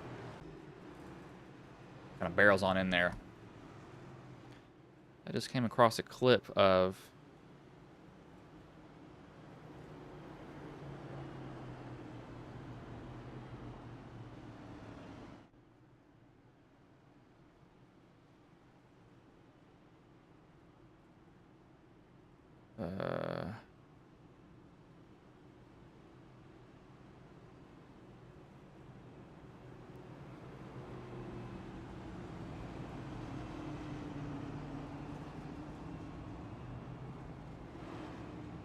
as it looks like, yeah, Larry Mack is on there saying that the Fox broadcast is basically the same as Prime's. It is not. I was at the race. Then I want to talk about that. Yikes. Well, 92 loose, unknown, interstellar, and 90. I have to figure about a third stage most directly. Possibly. But Larry Mack just compared the Fox and Prime broadcast. I did not watch the Prime broadcast. I was down in Charlotte for the race. My driver wrecked twice in that race. The third time in that day. Ended up leaving after he wrecked. Thanks, Suarez. So, yeah. I'm still pissed about that, to be honest with you. I really am pissed about it. But, yeah, but it looks like their broadcast was a lot better. I did watch some of it as we were leaving. I watched the end of the race on my phone as we were driving back from Charlotte. And it definitely seemed like it was a lot better than Fox's stuff, which Fox did get rid of their director. That was a horrible director because he kept playing commercials all the time. And I'm a media communications major. I get that you have to have commercials, but dude, you got to time these commercials out a lot better than what you were doing. They were just throwing commercials here, there, everywhere. You just can't be doing that. I mean, it's right in the middle of the action. There was no plan for it.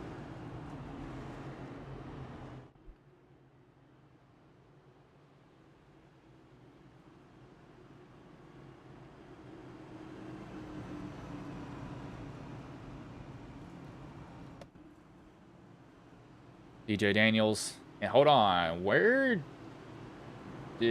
Hold on. Cooper came down. I did not realize that. I was ranting on about Prime's broadcast.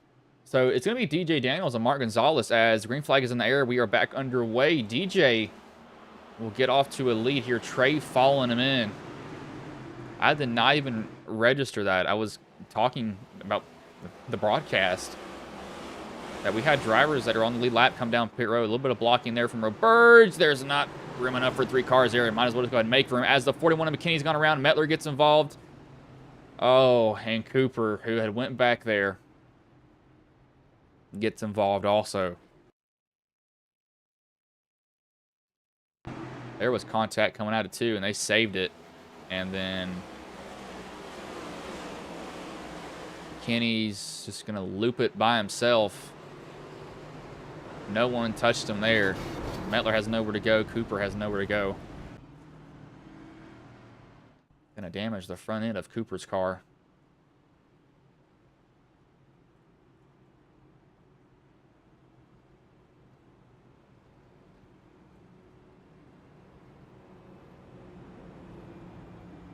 I remember Lilith, most people were mad about the Dega when they were 8 to go, or it was 12 to go, or commercials, and then they came back for 2 laps, and it was 8, and then it was 8 to go. And they went back to commercial, and it was like the final 5 laps were, you know, actual racing. You just don't do that. That is horrible production there.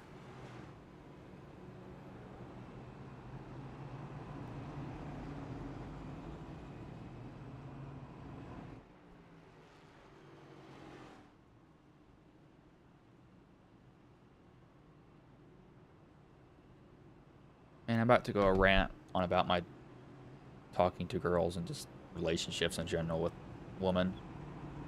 I'm not going to bore y'all with that anymore. I remember ranting in some Discord about that.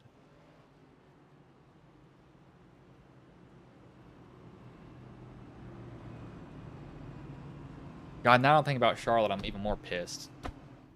That makes me so mad that he wrecked out that race. It really did. He hopped out to a lead, got in the wall, spun out. They fixed the car. He's finally working his way back up there. Then good old El Amigo, not El Amigo, Mi Amigo doesn't know that his spotter called him 2 outside multiple times. Kept saying 2 outside, but no, I don't know how that works. Thanks, Suarez. Weren't for the ad-free streams you can find. I wouldn't even watch the cable Fox stream. Yeah, Reddit comes in clutch. That's for sure. Reddit streams comes in clutch. I have a website that I watch some of the stuff on when I'm at work. Just because my Dish Anywhere doesn't give me the highest quality. But DJ Daniel will lead them back to green. As the green flag is back in the air, we are back underway.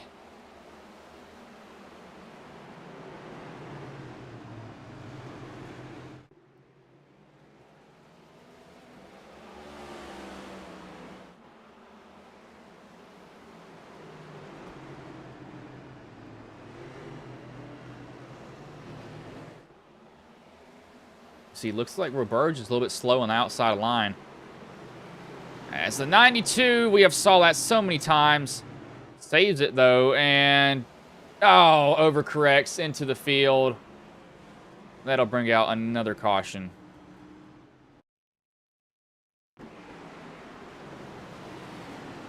I'm not going to blame that on him. I think he's... He takes a...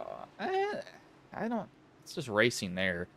Then he just never gets stuff under him. Snaps it around right in front of the field. Net code for those 2 guys. He doesn't even actually get hit by him. And then it's, you know, on from there.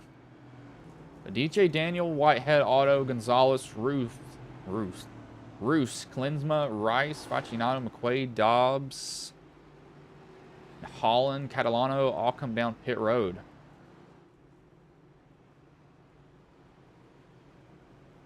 A little bit surprising to see there.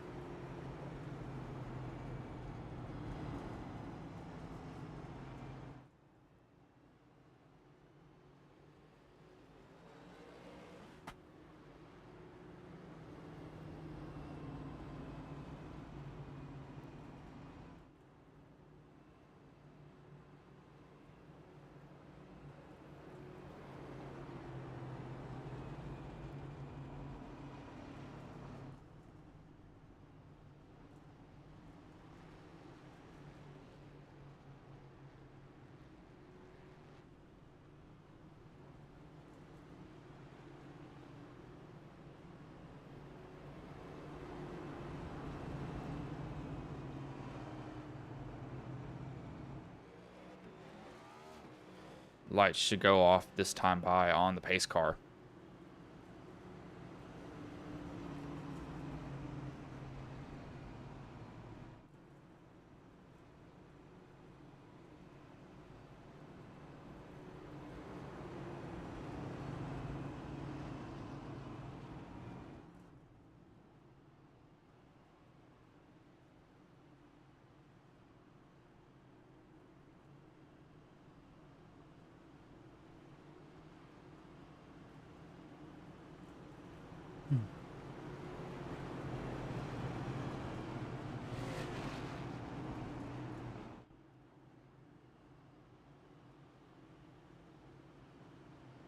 lights have gone off, so that we'll get the green this time by.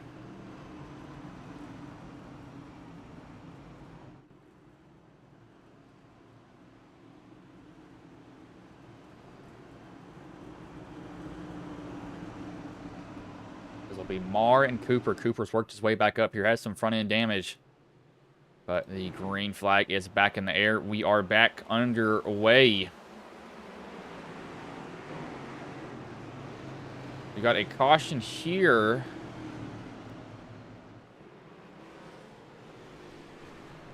Stage.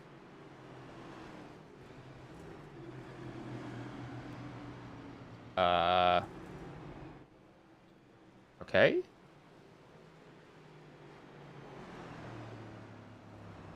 Still didn't. I don't know what that was. That's okay. I didn't see anybody spin.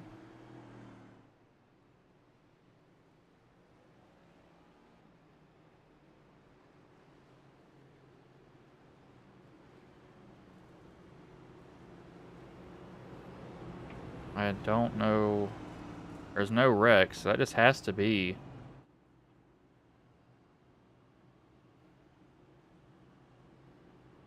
I don't know.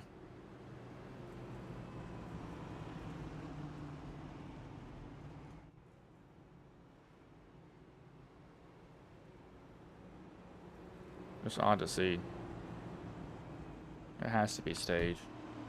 I don't think anybody's going to come down pit road. Promoter's caution. Yeah, there's debris on the track. I forgot. There's debris. The debris is cars. Just released, number 24. Just got an email for that, number 24. William Byron. Not a William Byron fan. I do know somebody who's a William Byron fan. He grew up a Gordon fan. He's stuck with the number 24. That car will always be Jeff Gordon's car. And no one else's. I don't care. It will always be his car. Forever. And no one else deserves to drive it except him. Put Larson in there. I'll give you an exception with that.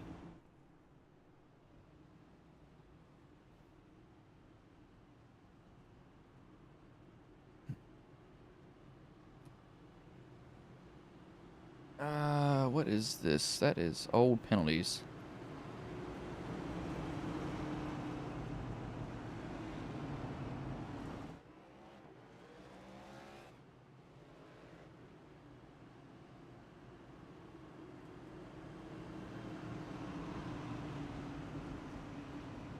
See, lights have gone off here. Pace car pulls in.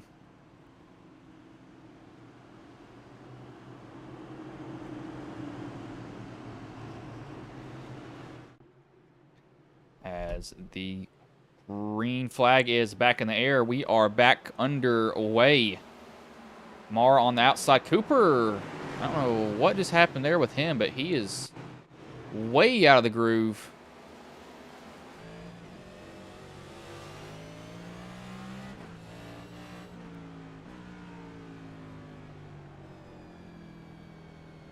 What is going on here? I don't know, going all the way to the back? Okay, that's weird to see, but I don't even know at this point.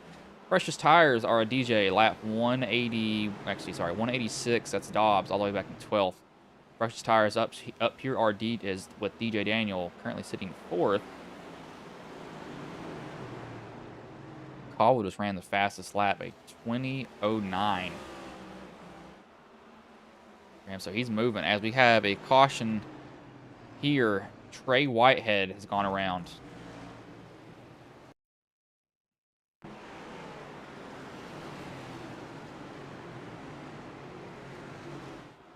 And just loops it by himself. He doesn't loop it, locks it down. That's why a caution came out there. If he would have let go of the brake and kept rolling, he possibly would have stayed green. That's 27. Over or under for 30.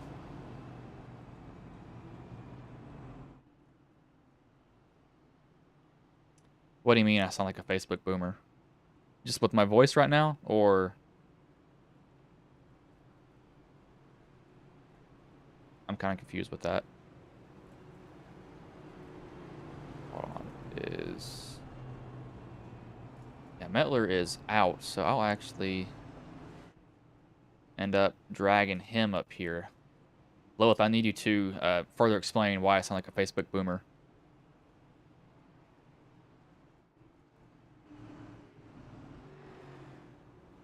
Let me drag Mettler up here, though.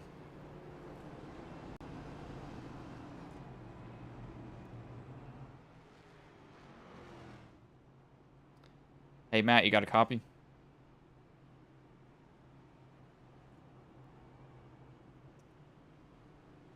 We'll see if Mettler's here in a minute. May have stepped away for just a second. 27 cautions, though, so far. Oh, yeah. Byron not being a true 24 driver. Yeah, that car belongs to Jeff. I don't care. That is a Jeff Gordon car, true and true. I've never liked Byron. I don't know. It's just something with him rubs me wrong. I think that belongs to Gordon. Larson grew up a Gordon fan. It should go to him. Switch the cars. Bring Larson and Cliff over to the 24. The whole team just switch. Larson switches to the 24. Pit crew and everything. Pit crew, engineers, whatever you can name, just switches over to the 24. Larson and Daniels also goes over there. And Byron stays over there. Byron goes to the 5. His crew and everybody else goes over there. I think Larson's becoming... He's kind of cemented the 5, though, to be honest with you. With that number, he's done so much with it. He's just... I don't think you can take it away from him. He's just done so much. But green flag is back in the air. We are back underway. Marr gets a good jump. Bourne looks to the inside of Caldwell. Caldwell will roll that.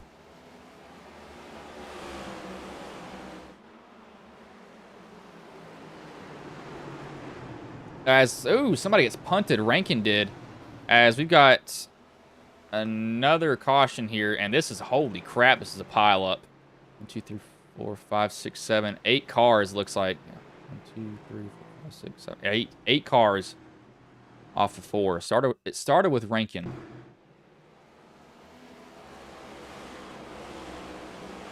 Rankin breaks. He just gets loose. So it's really not with him. It's after the fact.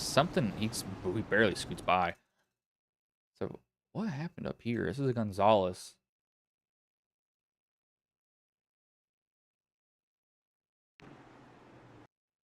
Gonzalez gets loose. Rice runs into him, and then it's just good luck from that point on. That is literally a parking lot of cars. Faccianato, Gonzalez come down. Marr doesn't.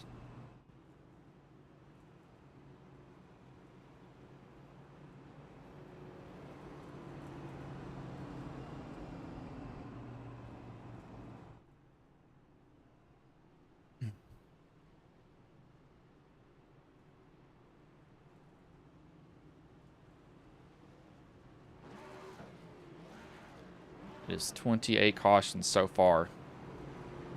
200 laps in, 325. They're having fun. Yeah, they better be. I was wondering why I had so many noises coming. This is on the schedule. Oh, yep. Well, luckily, I don't work the whole season, so. Yeah, I don't work the whole season for this league. He asked me to cover tonight. Ooh, it's itchy. I gotta pull my headset off. Lights do go off on the pace car this time by. We have been streaming for 2 hours. We still have 120, it'll be 123 laps left here when they get the green flag this time by.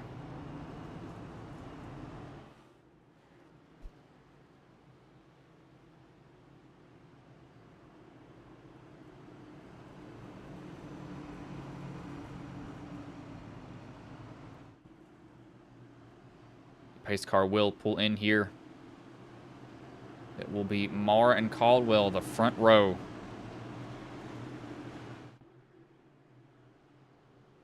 As green flag is back in the air, we are back underway.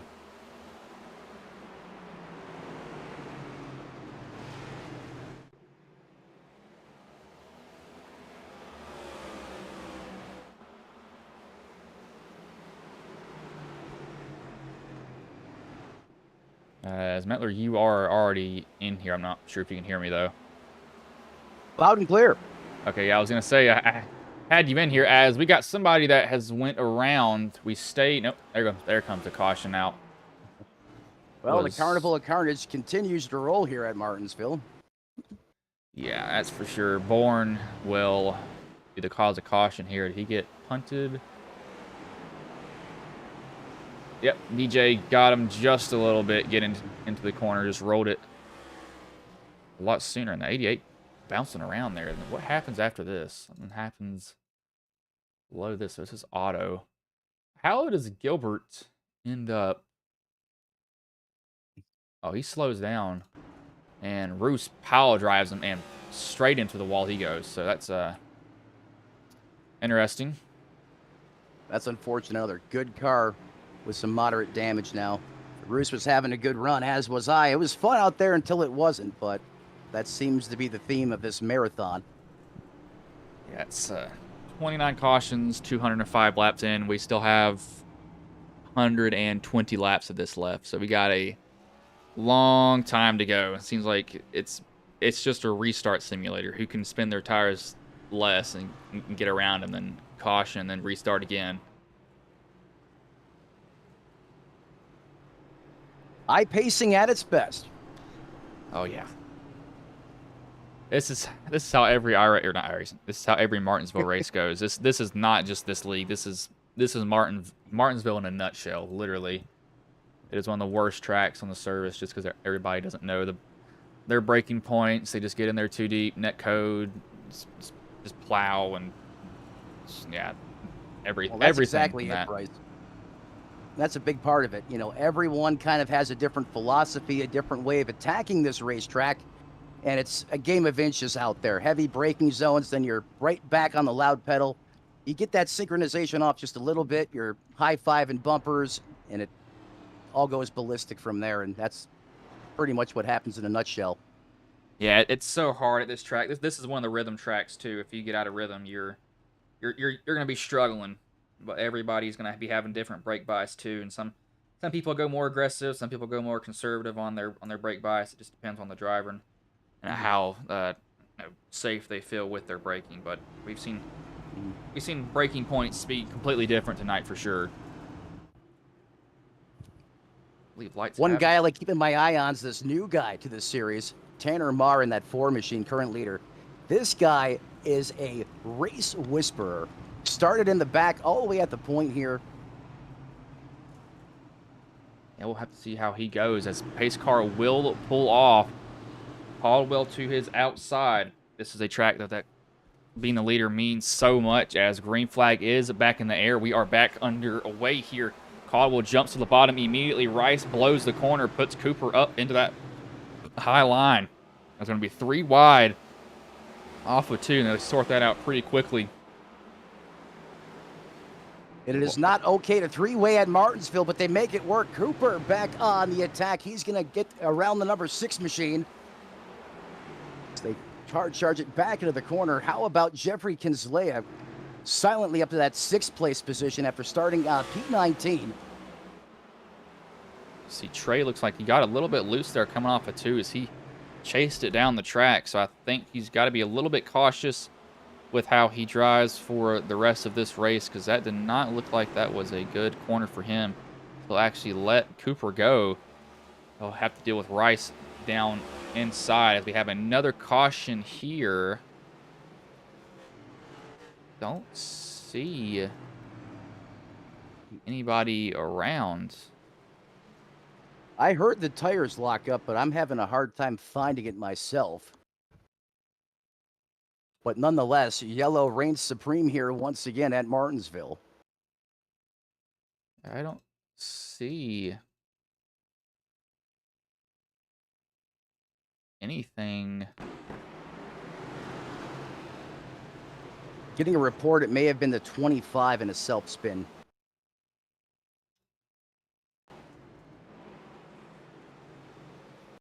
Let's see here.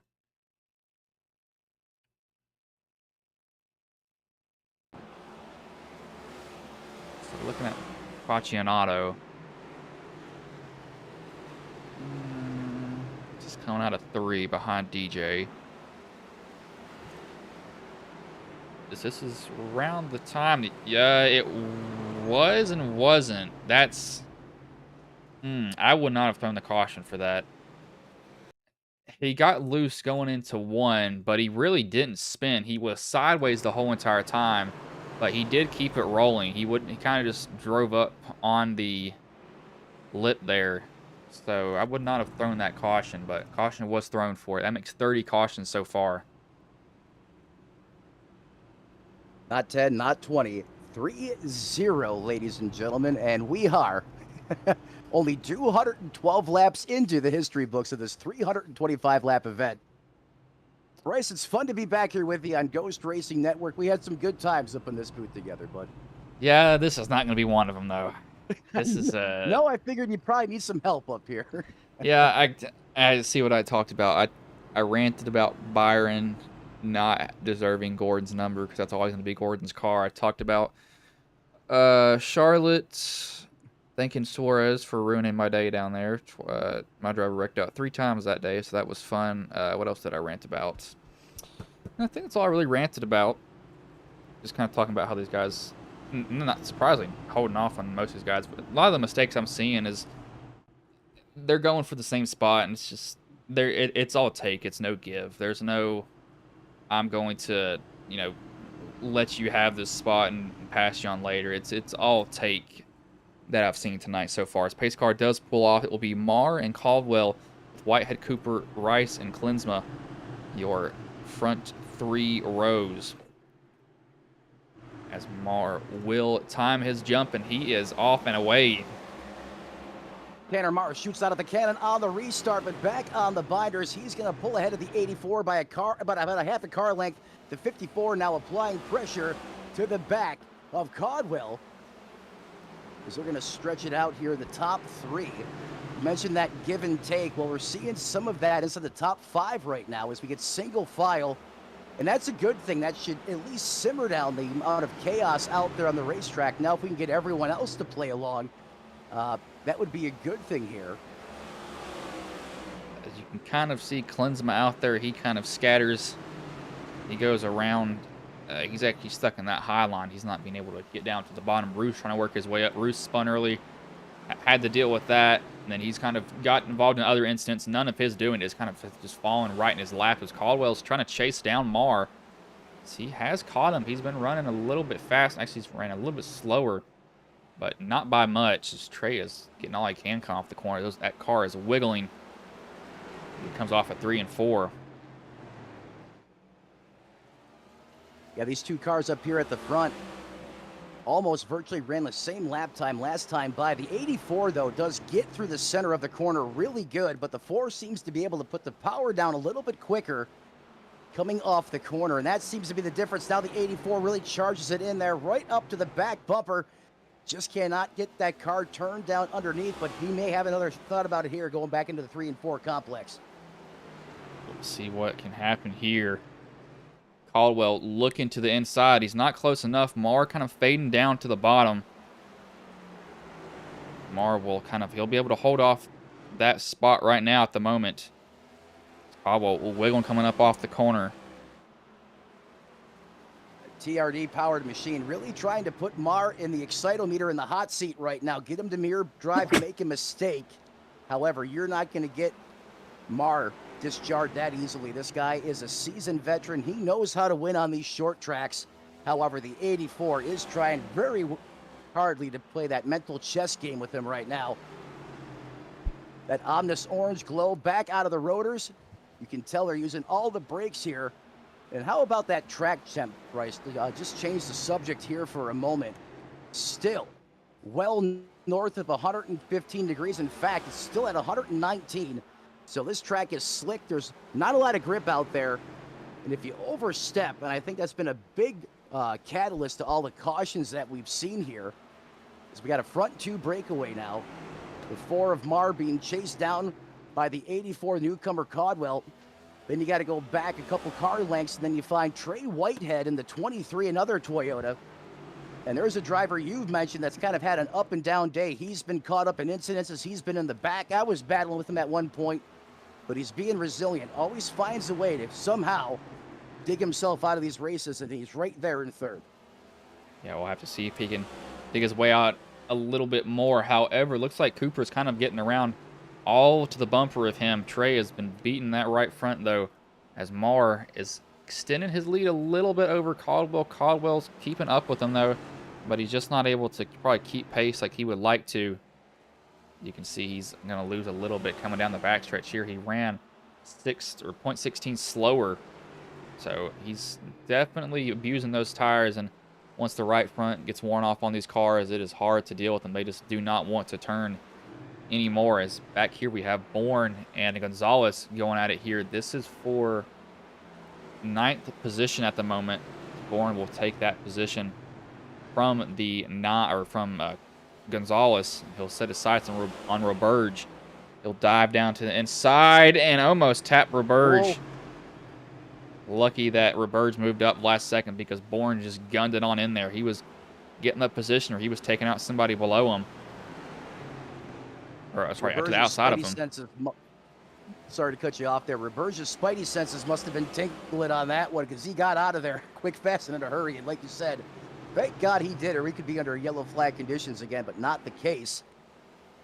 Roberge's one of those guys, he kind of prides himself starting in the back of these races. You can see he started P26, and yet he is up here inside the top 10 as he resides in that 9th place position. Bourne, however, started outside front row, and there it is. Yellow flag back in the air, Martinsville, Virginia. Jeffrey Klensma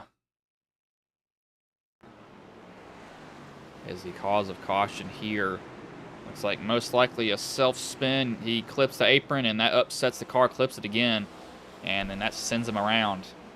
We'll bring out the 31st caution deny as the front guys pit.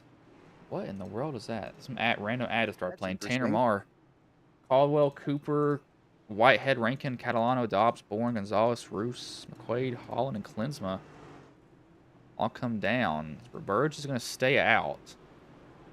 I don't know if... Unfortunately, I don't have timing and scoring on this computer, so I can't tell you when Roberge was last down pit road, but given the fact that all the front runners came in, if I was Roberge, I probably would have stayed on cycle with them and came down for service on my race car, unless he was just down recently, of course. Yes, surprising to see, but Dobbs actually wins that. No, I think he was a lap down. Tanner wins that race off pit road, and Caldwell loses one. Bourne actually gains one. He took 2, however. Dobbs took only fuel. No. Okay, that's what I thought. He was a waiver on cars. He's going to go back. A little bit confused there. You know, with 31 cautions in the race, you know, the way you plan to attack, it's probably long gone, thrown out the window. So you should probably expect anything and everything to close this one out. Now work lap 231 out of the scheduled 325. Get this field re-racked, restacked, ready to rock and roll. My God, if I could finish a sentence. Lights still on the iRacing.com pace car. I believe lights have gone off. They have there. It'll be Roberge and DJ Daniel. So we'll have to see how this goes.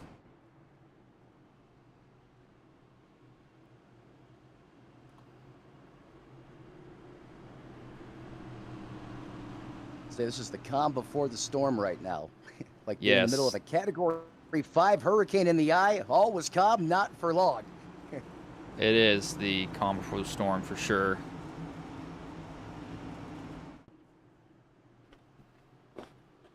As pace car pulls off and Roberge gets out to a jump over DJ. Look at DJ. Reverse flexing some muscle on that restart. Not to cut you off there. I didn't expect that. Oh, a little bit of contact, and there goes Roberge. Off the bumper of DJ Daniels. We don't get a caution. We stay green. I don't think that was... I don't know if that was DJ's fault, though. Roberge did go off of 2 bumpers. I'm going to rewind that really quickly. Going to go on a chase view here. Oh, the 6 is hung up there. He's beached. Sorry to cut you off. Look at the replay. Looks like he squeezed Mar, and then that sends him down into DJ. So I want to see if DJ, did he lift here? I'm not so sure if that... It looks bad, but I'm going to give DJ at least a chance here.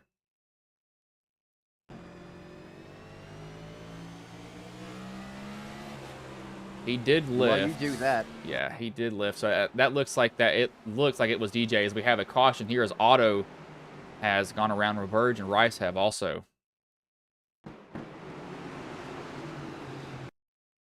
Oh, that is just painful to watch for the 9 ride. But you almost got the feeling something bad was on the horizon. You know, he stayed out, and it's just another guy having a good run, and Martinsville doing Martinsville things as we're back under yellow flag conditions once again. Yeah, Otto climbed the lift there and just spun it on exit. That's really all I can say. So, but it looked like DJ turned Roberge. He actually did not, even though if you're looking at that real time, you're going to think that he did get turned by him. He kind of squeezed Mar into the wall, and then he came down into DJ from that, and then right across his nose, and then it was on from there.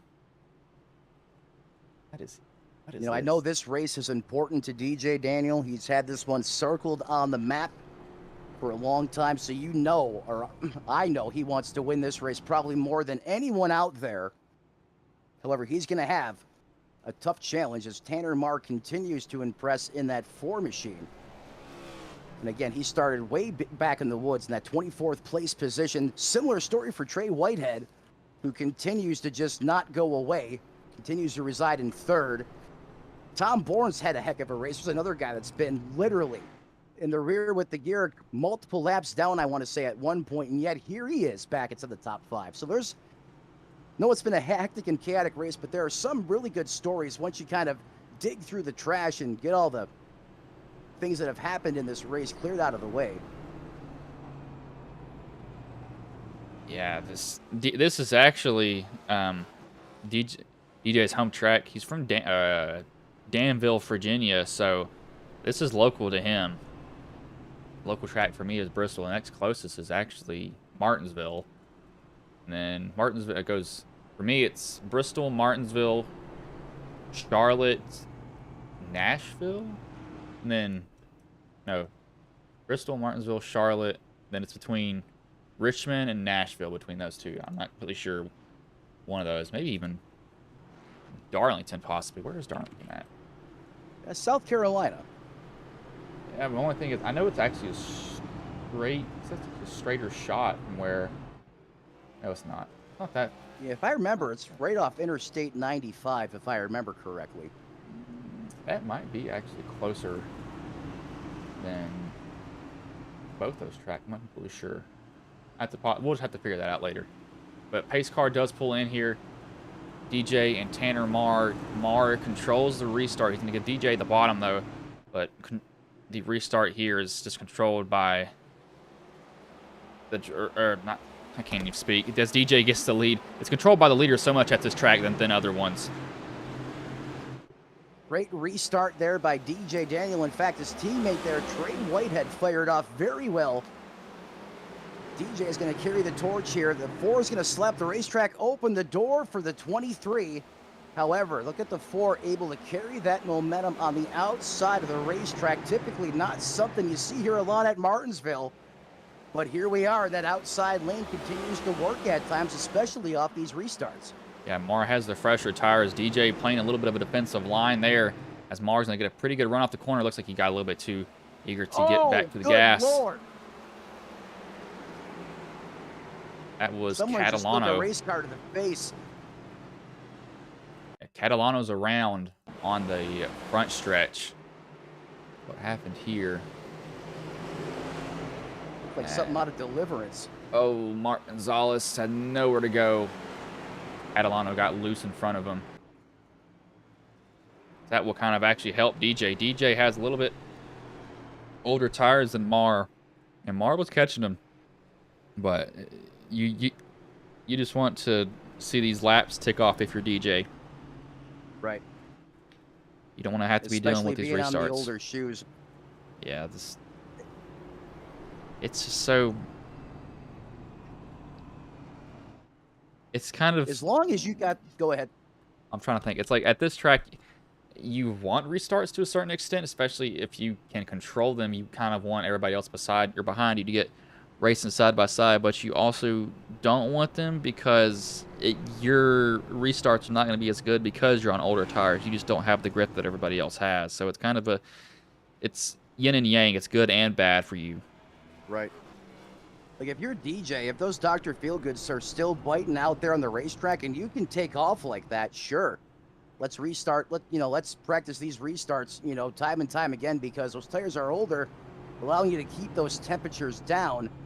I imagine all the heat cycles aren't helping the 96 as to when that kind of becomes a problem. I'm not exactly sure, but so far it's working for him. We'll just have to see how it goes as lights are still on, so we'll at least get one more lap around here. Yeah, that's not what I need. But it's Gonzalez on pit road.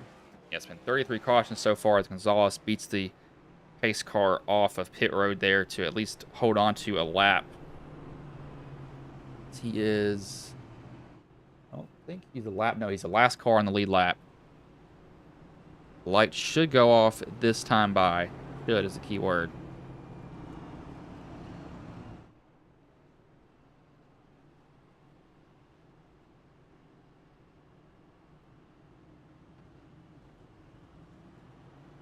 And they do.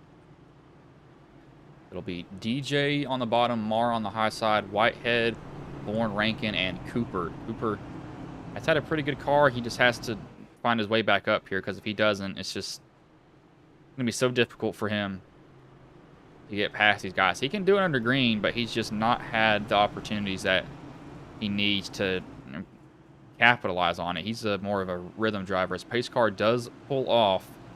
It will get the green this time by. See who slips their tires if DJ can maintain lead on these old tires as green flag is back in the air. We are back underway. Wow. He does. Trey is all over him. Mar doesn't get a bad start, though, as he might be able to roll the outside here on Trey Whitehead, as he will not. He's going to kind of give up that position somewhat. So we'll dive into the corner there. Mar just gunned it into 3 and 4. He's able to hold that. DJ falling back a little bit. Mar is able to really roll that outside, though, and he's going to stay on that outside and roll it. Let's go where everybody isn't. As Trey gets in a little bit hot, that's going to mess up Mar. It's going to cause Mar to plow, and he's going to lose that second position. He may lose third here. Oh, no. Where do we go? Oh, Cooper got in there too deep and takes him out. I saw Cooper lock up the tires and just too deep into that corner. Watch it here. You'll see the tires of Cooper. Locks them up again, and Mar's just there on the outside of him. Nothing that he could do. Don't think the damage is too bad on Mar's car, so he at least be able to continue. He backed it in more than anything else. He didn't go in there, head first, which is better than anything else. Very lucky about that. I mean, the damage to the race car might not be severe, but right now the damage to his psyche, his mental state is probably going to be the worst of the two. Hopefully he's got a good spotter, someone to get in the radio, be that voice of reason, calm him back down, because clearly he's got some great performance in that race car. And it goes back to what you were saying, Bryce. You got to have some patience and some give and take here. We saw these guys racing really hard up front, and there's no gray area with this racetrack right now. You see what happened time and time again, even right there with the front runners. You try to just overstepped that boundary a little bit, driving in just a little bit deeper. Fireworks are going off, the wrong kind, and more mayhem out there on the racetrack. However, that 96 is taking off like John Force from the tree. And Trey Whitehead doing a great job of timing these restarts with him. That's 2 in a row. They've been really impressive on that bottom lane. Let's see if that continues. You have to see, and one thing these guys do have to look at is shifting. You do not want to get high in the RPMs and then shift. It just ends up bad for most of these guys. You kind of want to maybe short shift a little bit, but you do not want to be full throttle, that's for sure, because it will just spin the tires a ridiculous amount as lights go off here. DJ will actually choose the top over the bottom. So he's going to leave that bottom open for Trey. Trey has fresher tires too, but leader controls the start so much here than other tracks. I don't know if it'll hurt him necessarily. We'll just have to find out if it does or doesn't. Then you got Scotty Otti sneaking back into the picture. That Toyota going to restart here. Second row outside lane. Pace car. Working to the turns 3. Go ahead. As pace car pulls in, DJ and Trey front row. Trey has gained 19 positions in this race. He's slow and going into the restart zone, and DJ just shoots off there. It's a really good restart. Trey able to hold his position. Rankin going to have to try to roll that outside. He will not be able to. Bourne will get that position on him a little bit further back in the pack. You see Caldwell trying to make up all these spots that he has lost. He has fresh tires to lap 237 as when he last pitted, and it was a 32-second pit stop, so he was getting some damage fixed also. Got to fix that damage when you do have the opportunity to. You see Faccianato and these guys back here trying to get position on each other. It looks like Cooper kind of fading down, as McQuaid was too, as a 19 gets into the wall. We stay green, though. That is Peyton Holland. No caution comes out as Bourne will get to, or it looks like he was going to get to the inside of Trey. Wiggles that rear end, getting down into the corner, trying to get as much as he can as he powers up off. You see Bourne is still going to fall in line with Trey. Not going to be ducking out at all quite just yet. Not going to show his hand. He's to get a good run off the corner. He does have fresh tires. He's actually the fastest car on track that lap. Going to say, I believe he was the fastest car on track that lap, but again, I'm using old school iRacing timing and scoring here, so that data is limited. However, what's for certain, Bourne certainly has the speed to hang with the 23. I think he's just going to be patient here right now. Here's a driver that's had a rough go, and he finds himself back in that third place money position. A little bit of a wiggle there. You can tell he's having a little bit of a time getting the power down in that ZL1 Chevrolet Camaro, but that seems to be the case for a lot of these drivers here. I think the best thing to do is what he's doing right now. Just being patient, put yourself in position, let these guys in front of you to continue to make mistakes. And that was working really good for me out there on the racetrack. I was restarting third gear, I'm not going to lie to you. Just did not give myself opportunities to spin the tires, put myself in bad situations out there on the racetrack. I was not the fastest car, but it was working for me, and I think the 16's caught on to that. He's just kind of minding his business right now. However, Scott Rankin may have other plans as that Toyota now continues to close in on the back bumper of that Camaro. In fact, he's taking a peek here to the inside. We may have a battle here momentarily for third. Yeah, he's definitely looking at it. It's dropped off. Maybe he is just deciding, hey, I have a lot to go, but I mean, you don't know when the caution's going to come out. As he gets a little bit loose coming off of 4 there, has to chase it down, but keeps it up under him. But he's rolling the bottom. He's fallen behind on lap times at the moment. DJ's running 20:32s. Back in the pack, though, Gonzalez is running 20:26, 27s back here. So there are drivers with a little bit fresher tires, but they have to work through the pack. I want to see if Trey can catch him, though. One of these guys is going to give in. Caldwell is working his way up here, though. So he does have time to do it, but laps will tick off quickly here under green, only 20 seconds. I think this is the second fastest track in NASCAR besides Bristol. Bristol. I was going to say Bristol runs 14s? No, not 14s. I'm not sure what they run exactly. Yeah, I know the Gen 6 times, but I don't know the next gen up top of my head. I want to say they're quicker, given the independent rear suspension and the upgrades this next gen has over cars of the previous years. But I don't want to throw a time out there, because if I did, I'm just, well, you know. Because Daniels continues to lead here. I'm going to look at, actually, here, come on, ChatGPT. Oh, we got a caution as McQuaid has gone around. Ask ChatGPT here in a minute. I'll look at McQuaid. What happened with him? What happened to Lightning McQuaid in the 77? Gets in and... Hello, Chris Wright. Good Lord, Faccianato. I mean, my man, you dove that thing on in there. Chris Wright at Daytona.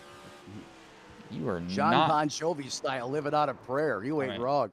He sent that thing in there. He is... Oh, man. 3 car lengths back. I don't know if McQuaid tiptoed it down in there, but gosh, he just sent that. I'm going to actually ask... We're going to look this up right now. Bourne will come down pit road. We do have some guys that come down. I'm going to actually figure this out. What are the next gen times at Bristol? No, lap times, not that.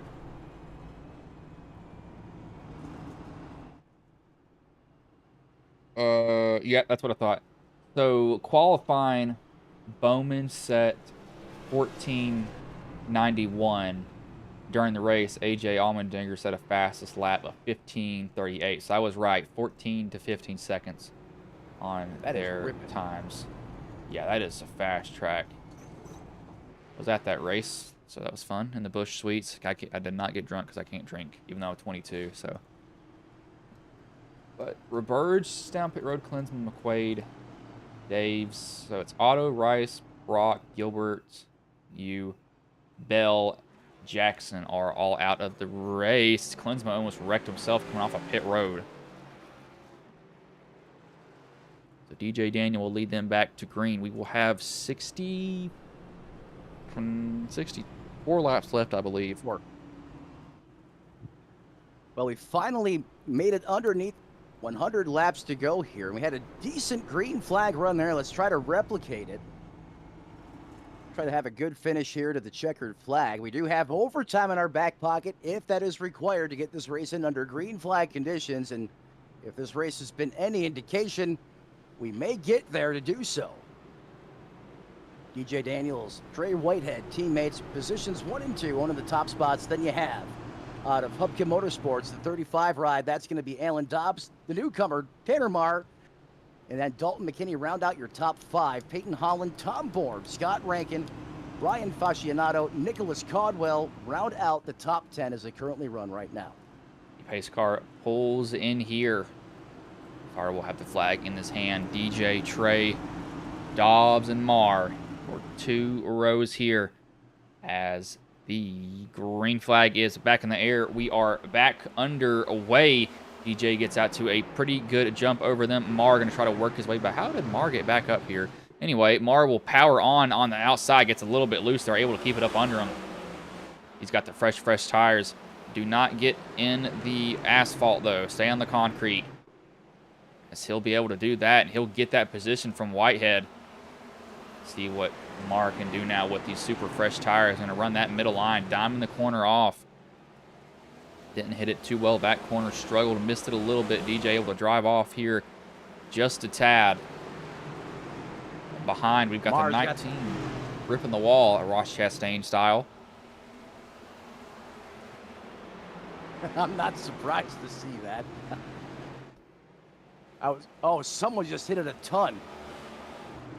That's on that 11th, 12th place position. That's the same car. That's Holland who's in the wall. I think his steering maybe broke possibly. Mars, he's inching forward on DJ here. Well, hey, you just put 4 sticky biscuits on the 4. You sent him out there, and he is using them right now. power move, did with like a 50 shot of nitrous. It looked like around the 23 on the top shelf of the racetrack.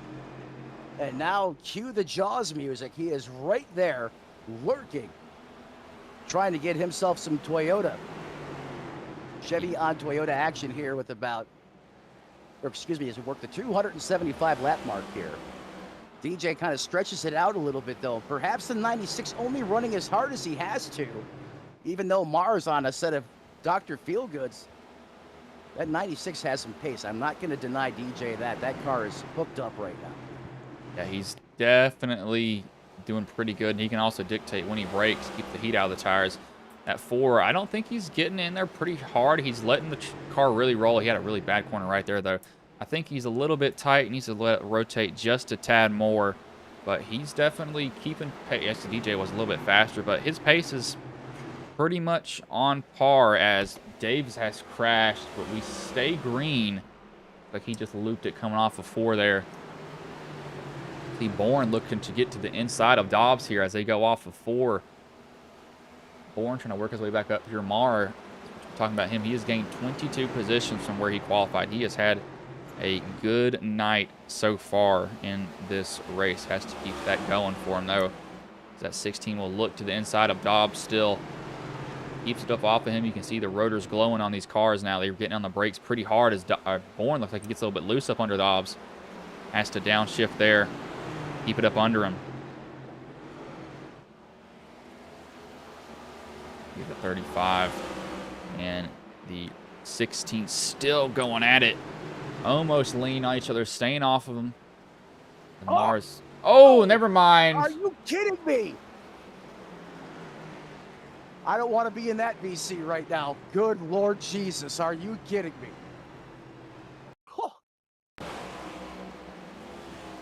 I can't believe that, Bryce. I am sorry. 2 team cars battling hard for position there. Come on, you gotta be smarter than that. Yeah, it looks like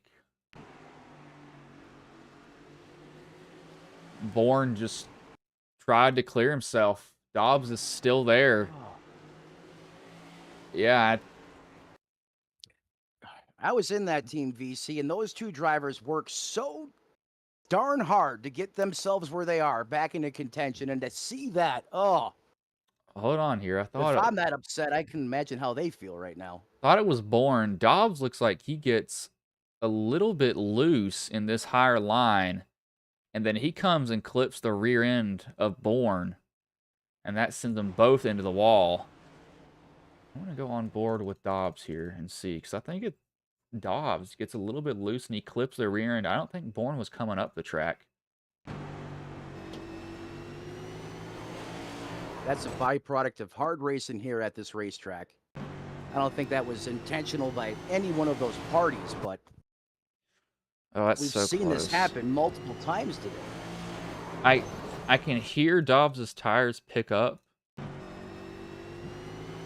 I don't know. I can't put that on either one. I hear the tires pick up out of nowhere, but I'm not completely sure. I'm not going to say who's. I'm not going to try to dissect who's at fault there in my mind. Exactly, and I don't think it's like you said. It's on any one of those drivers. It's just hard racing, and it didn't have to be that intense at that moment. I mean, come on, a little bit of give and take. Hey, you want the spot? Go. We both live to survive to fight another day. Now we got 2 more cars that are wadded up, ready for the scrapyard. So now we're at lap 283. That will bring us to, I believe, lap 285 is when we'll get the green light. Should go off on the pace car this time by. Get the green flag next time by on that.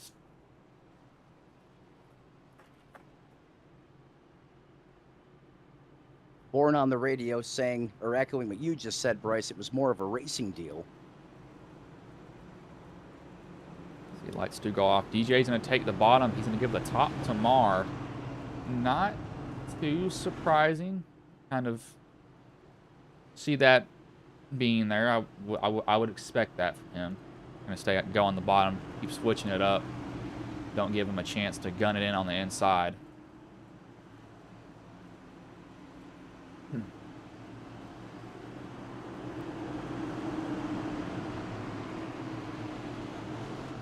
Pace car will pull in here. as the green flag will go in the air. We are back underway here. Mar gets a good restart, though. He might be able to challenge DJ here, getting into 4, or 3 and 4, if he can get a good run off this corner. Looks like he's not going to be close enough, though, as Caldwell was able to get this position on Rankin. They'll dive down into the corner. Gonzalez gets all he can, too, getting in there. Mar needs to get a good bite. He's just not able to get one. And Mar's just, he's not able to get it at all like he needs to. That caught a piece of the fence there, a little self-inflicted concrete poisoning. DJ gonna stretch it out here just a little bit. Mar continues to rotate really good through the center, but that Toyota is really good corner off, able to put the power down, as he's been displaying on these restarts as well. And that's been one of the big factors here with this battle for the lead. The 96 doesn't get through the center of the corner as good as the 4, but he is able to just put the cojones to the pavement off the corner and just stretch it back out just a little bit. We'll just have to see how this goes for him. Everybody's kind of fallen back into a little bit of a line now as we're working lap 288. Mar's still trying to find a way around DJ Caldwell, trying to take the high line on Trey. Not going to work. Mar is pushing out of the corner. DJ gets in the wall, though. That might give him a shot. Mar is staying. He's staying he's staying on this high entry. He really diamonds that corner off. He's not going low. He's not letting it roll. He's really just relying on the car to turn, and it's working for him sometimes. But the issue with that line is if you jump in the throttle, that's Trey. What a save. And that might bring out the caution, as it will. Oh, Trey had it saved not once, but twice, and the third time it bit him. It's loose there, comes up into Caldwell, saved it. He kept letting go, just kept trying to drive it, and then ended up getting it the wall. But what I was saying about Mar, the way Mar's driving this corner is you're relying on the car to turn so much, but the issue is if you hop in the throttle even a second earlier than what you're supposed to, it just makes that car plow. As that will take us to lap 295 is when we should get the green flag back here. Just have to see. As who will go down pit road. None of the top 10. So won't really be focusing on the back end of this group because of that. I just think track position, getting this deep into the race is so important right now. Unless you really have to come down pit road, if you're inside the top 5, top 10, that's the only time I think you would do that. You can see how challenging it's been for some of these faster cars that had problems early to come back through the field. Scott Rankin, one that I kind of have circled here. I've been just kind of watching, working underneath the radar, moving forward, has problems, overcame the adversity in this race inside the top 5. Mark Gonzalez has won multiple races this year. He sits there in 5th. Alan Dobbs, we all know the story with him. Tied with the most race wins with Kyle Holden, who made a shocking exit from this series. Christian Roos, former champion, in 7th. Brandon Cooper, he's run a race this year. He had good speed early. He's in 8th. So a lot of talent here inside the top 10. Just got to see what old Martinsville has in store for us here as we get into the closing stages of this race. Yeah, as lights should go off this time by for these guys. We'll just have to see. I'm listening to some really weird ASMR apparently. I'm going to turn that off. That is odd. Lights go off. There they go. DJ will take the top. So he's definitely switching it up. He is not letting them know which line he's going to take. He took the inside last time. Fixed the outside this time. So we'll just see how this goes for him. But Mar on his inside. If DJ can get a good jump, he really is having to, get good restarts, not slip the tires, and keep it up under him here. So if he does, Mar is right there to capitalize on it. Yep. As pace car does pull in, and green flag is back in the air. Wow. We are back underway. He get a killer start on Mar. Oh my God. Mar was caught sleeping. That's going to give him, actually, he's going to get by Rankin there pretty easily. Going to give Caldwell a shot at Rankin here. Mar's going to dive to the inside, barely missed DJ. Blew that corner. Just tried to get in way too hot. Caldwell will now work to Mars inside, but Mars been running this higher line anyway. Going to hurt him, though. He's not going to be able to dime in the corner office. They just went 3 wide into 2. That's not going to work. Caldwell, though, going to get to the inside of DJ. And he might take the fight here. Not to DJ. Gets to the inside of Mar. Caldwell gets that position. He has the freshest tires of those guys. DJ has 50 lap older tires on paper, but it's probably more like 20. But Caldwell blows that corner. He just ran a 1998, though. As we got another caution here, so Caldwell not going to be able to capitalize on those tires. It is Roberge and Roberge and Klinsma. So that's the 9 and the 15 out there on the racetrack, getting into it, bringing out that yellow. As we inch closer to the lap 300 mark here on Ghost Racing Network. I don't want to say DJ saved by the caution once again, but that 84 clearly seemed to have more pace than the 96, at least right before that yellow flag sequence occurred. Yeah, Klinsma, Roberge is trying to diamond that corner off. Klinsma can't get any lower than what he is, though, on this. He's above the curb. He is on it himself. And he just barely misses the barrels. I mean, you cannot get any closer than that. I wonder if I can get a right front shot of the barrels here. You couldn't have fit a sheet of paper between those. Oh my God. No, he is right at the, you can see the bumper of Roberge. She'll spin it around here in a minute. He is right at those barrels. Oh, he actually tapped him just a little bit, but he's lucky on that. You know what? You could give him another million opportunities, tell him to do it again, and I bet you he couldn't do it. That's how lucky he was right there. This will give DJ another restart here. Old tires still capitalize on him, though. I just don't understand how that car takes off like that. It looks like he has like another 100 horsepower against some of these other guys when they go back to the green flag. It's just incredible. Yeah, it's just such a restart-based track. If you control the restart, then it's pretty much like, hey, what can be done against me? And I mean, it's not like it's DJ, a 5,000 IR guy going up against someone that's sub 1,000. This is really good competition. Them toe to toe, and that 96 just has an answer every single time.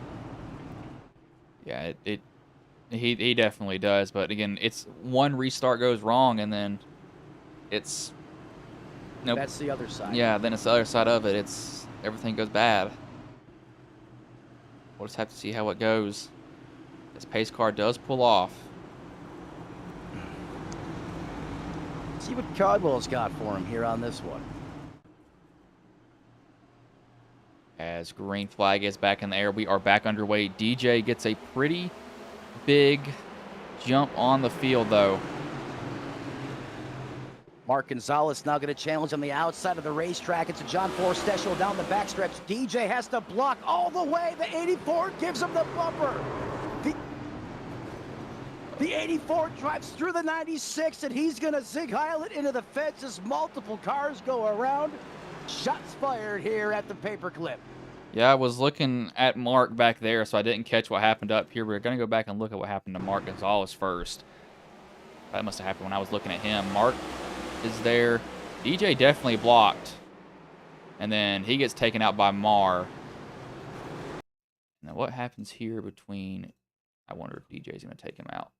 Let's see here. This is between DJ and Caldwell. After that,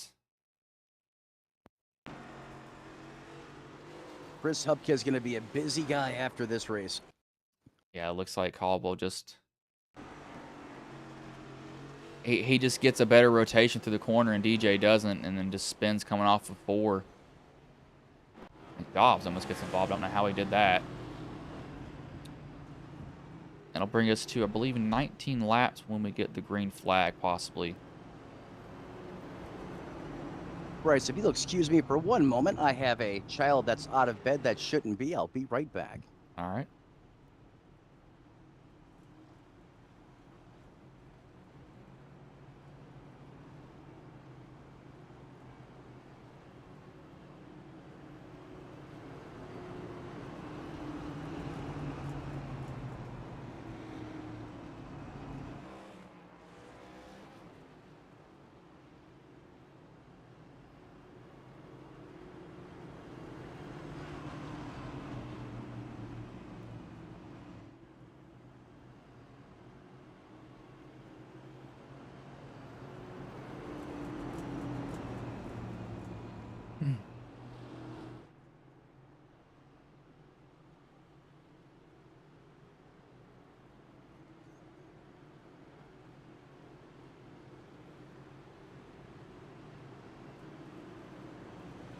The lights have gone off on the pace car here.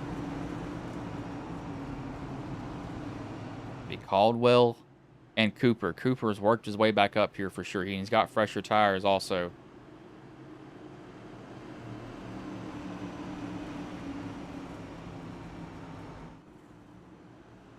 How will this go now?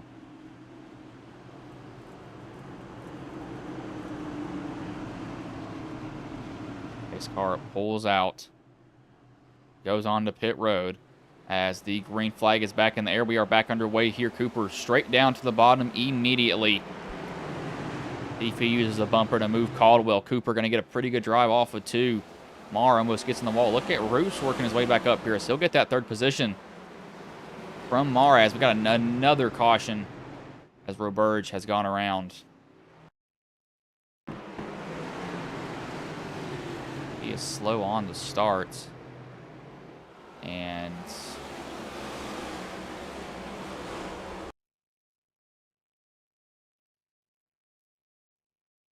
I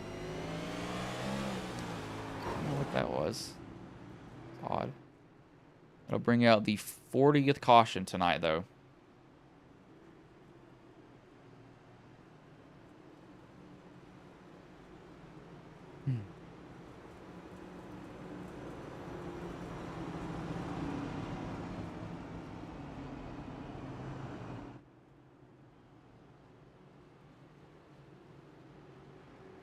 What's going on, boys? Oh, I did not realize you jumped in here, Scott. Benefit of being a broadcaster, I can jump in here whenever I feel. Yeah, I thought that was something else, and I was like, wait, did somebody just jump in here? Because I don't get notifications from this, and I was like, oh, somebody did just jump in here. I'm bored. I'm just doing something for fun because I'm sick of pacing. Yeah, I don't blame you. I'd be sick of pacing too. It's the 40th caution. So Hell yeah! please do not get to 50. I'll tell you what, we won't get to 50. There's not enough laps left. That is, well, yeah, that is true. You'd only be able to get about 3 more. I reckon we get another 3 to 5, yeah. It's been started at 9, so now almost 12 o'clock. So it's been a long race. A long race for sure. This is iPacing and then restart simulator is what it is. It's okay. This is my favorite driver here, Matt Davies. Has Matt told you? No, you have not. He has not told me that. He had to go deal with this kid right now. Every time I get pissed off with Matt Davies, I'm like, God damn it, Matt Metler, can you stop doing that? And Metler's just laughing in the background going, he did it again. You always get the Matts confused. I get the two confused because they're 32 and 31. One number apart. Boys. Well, you have fun there. Jump up again next question. Hopefully he doesn't have to jump back up here again. Because if he does, that's not a good sign. As Caldwell pulls into pit road.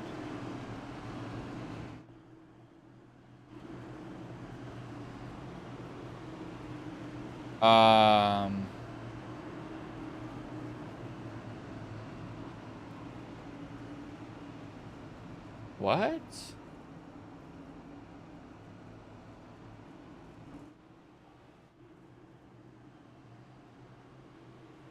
Okay, that's gonna put Cooper to control the restart. All right. I don't know why. The pace car does pull in here. Roos and Cooper, your front row. As the green flag is back in there. We are back underway there. Cooper does get a good restart. Roos does not. They stack up behind him. Trey Whitehead, 13 laps left. This is just a stack up here. Two brothers, Brock gets, or no, that's not brothers. It's DJ gets into the back one there. Nope, he actually doesn't even touch him. Really doesn't even wreck. He just kind of blocks it down.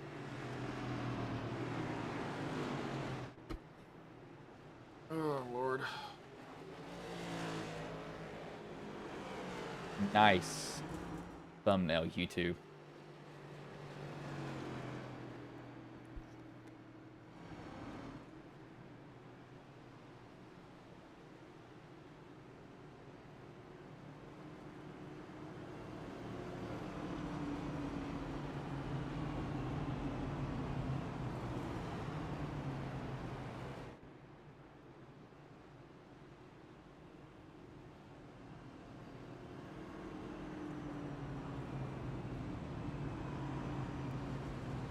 Don't think we'll see anybody else come down pit road now. There's no need for that.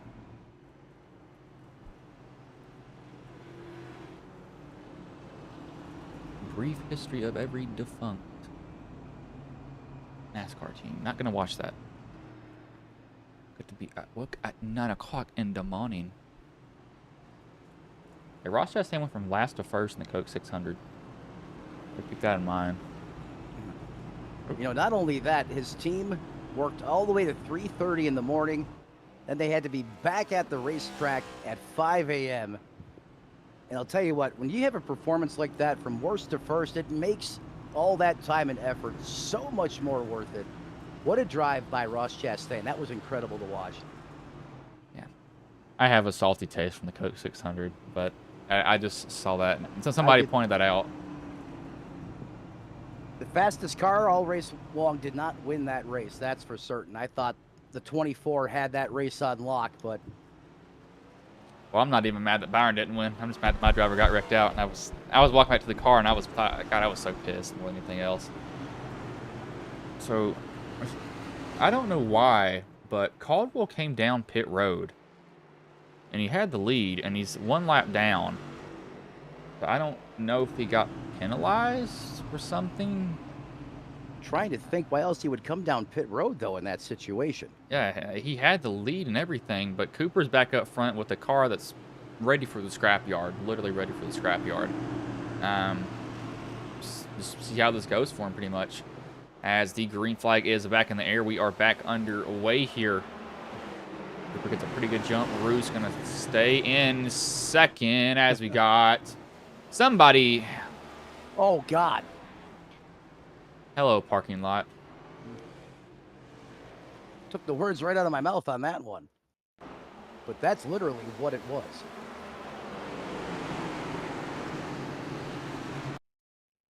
Starts with Dobbs.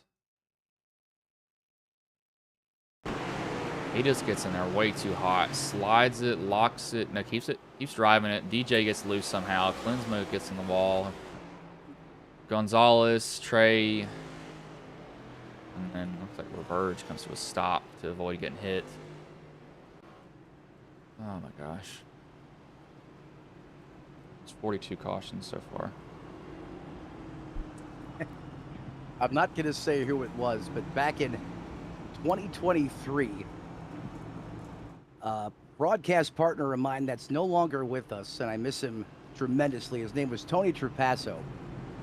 We were calling a 100%er, and at the 35 cautions into this race, live on air, he says, as serious as can all could be, if we get one more caution, I'm slitting my wrists and I'm taking myself out of this world. And he used to joke a lot, but that was the one time I was worried. And we didn't get one more caution flag after that. But that many caution flags not only takes toll on the drivers, but can be a little grinding on us up here in the booth. Yeah, Martinsville. it Just kind doing of Martinsville things. it just gets to a point where like, why? It's you have to ask it why. Like why are you doing this? Like please. And this is I knew this race was going to turn out this way. That's not because I knew this league was going to end up being like this and stuff like that. It's just how Martinsville is. But good lord, I mean, 42 cautions. I can only imagine what the NIS is like. Well, Yeah. I can tell you when it comes to officials, I avoid this racetrack like the plague, only because it's with the way the SR model is with iRacing. Doesn't matter if you're minding your business and get taken out or you're the culprit, you're penalized just as much. And because of that, I avoid this racetrack. I like running here. It's a fun racetrack, but when this type of, this is the way the race is trending with the caution flag every 5 to 10 laps or so, it's just not fun anymore. Yeah, it's just not fun. As green flag is back in the air, we are back underway here. Didn't even realize the pace car had pulled off because I'm losing my will to live over here. But Cooper gets through 1 and 2 pretty good. Roos from a fight on for second at the moment. Cooper is just praying to see this.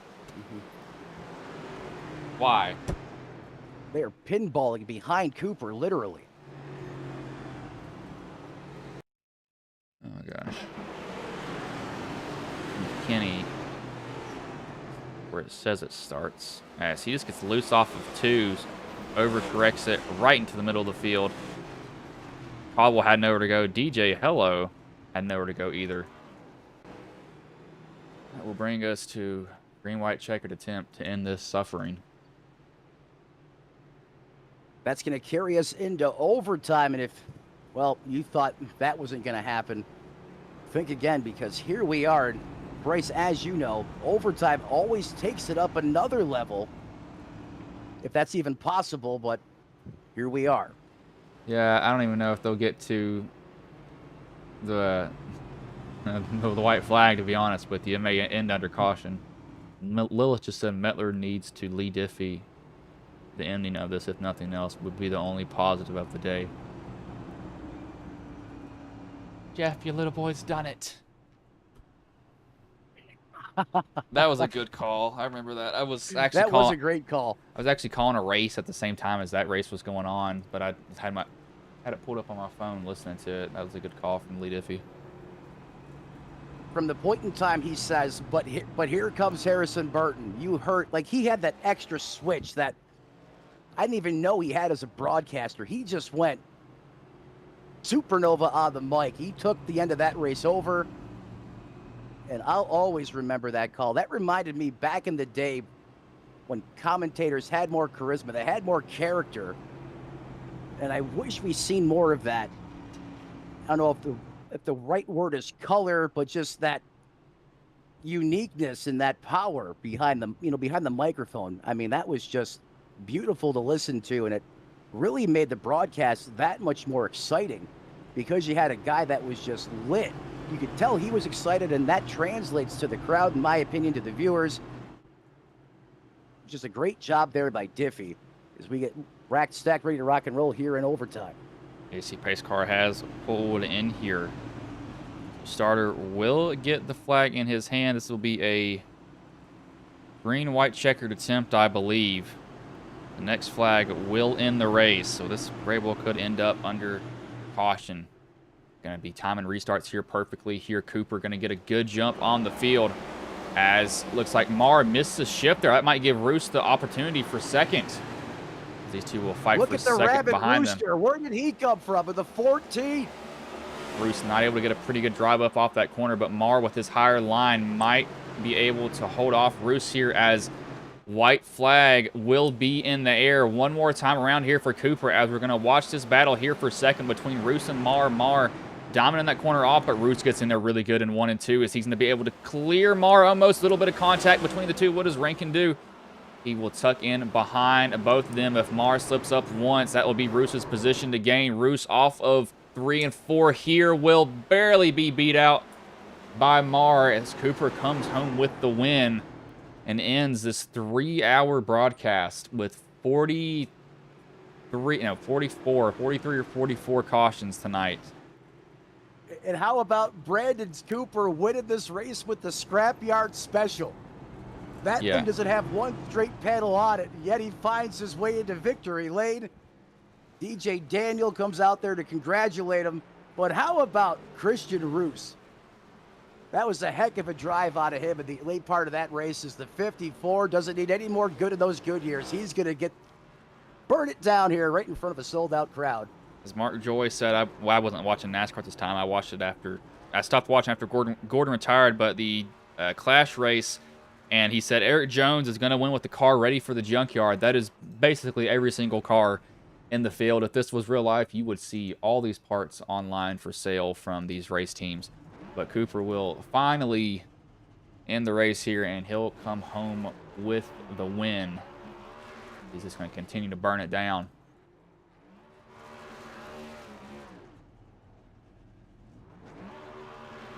This is why you never give up right here. Never say die, never quit. Cooper able to keep his grip at the paper clip and punch his ticket into overtime to victory lane. Tanner Marr is going to come home second.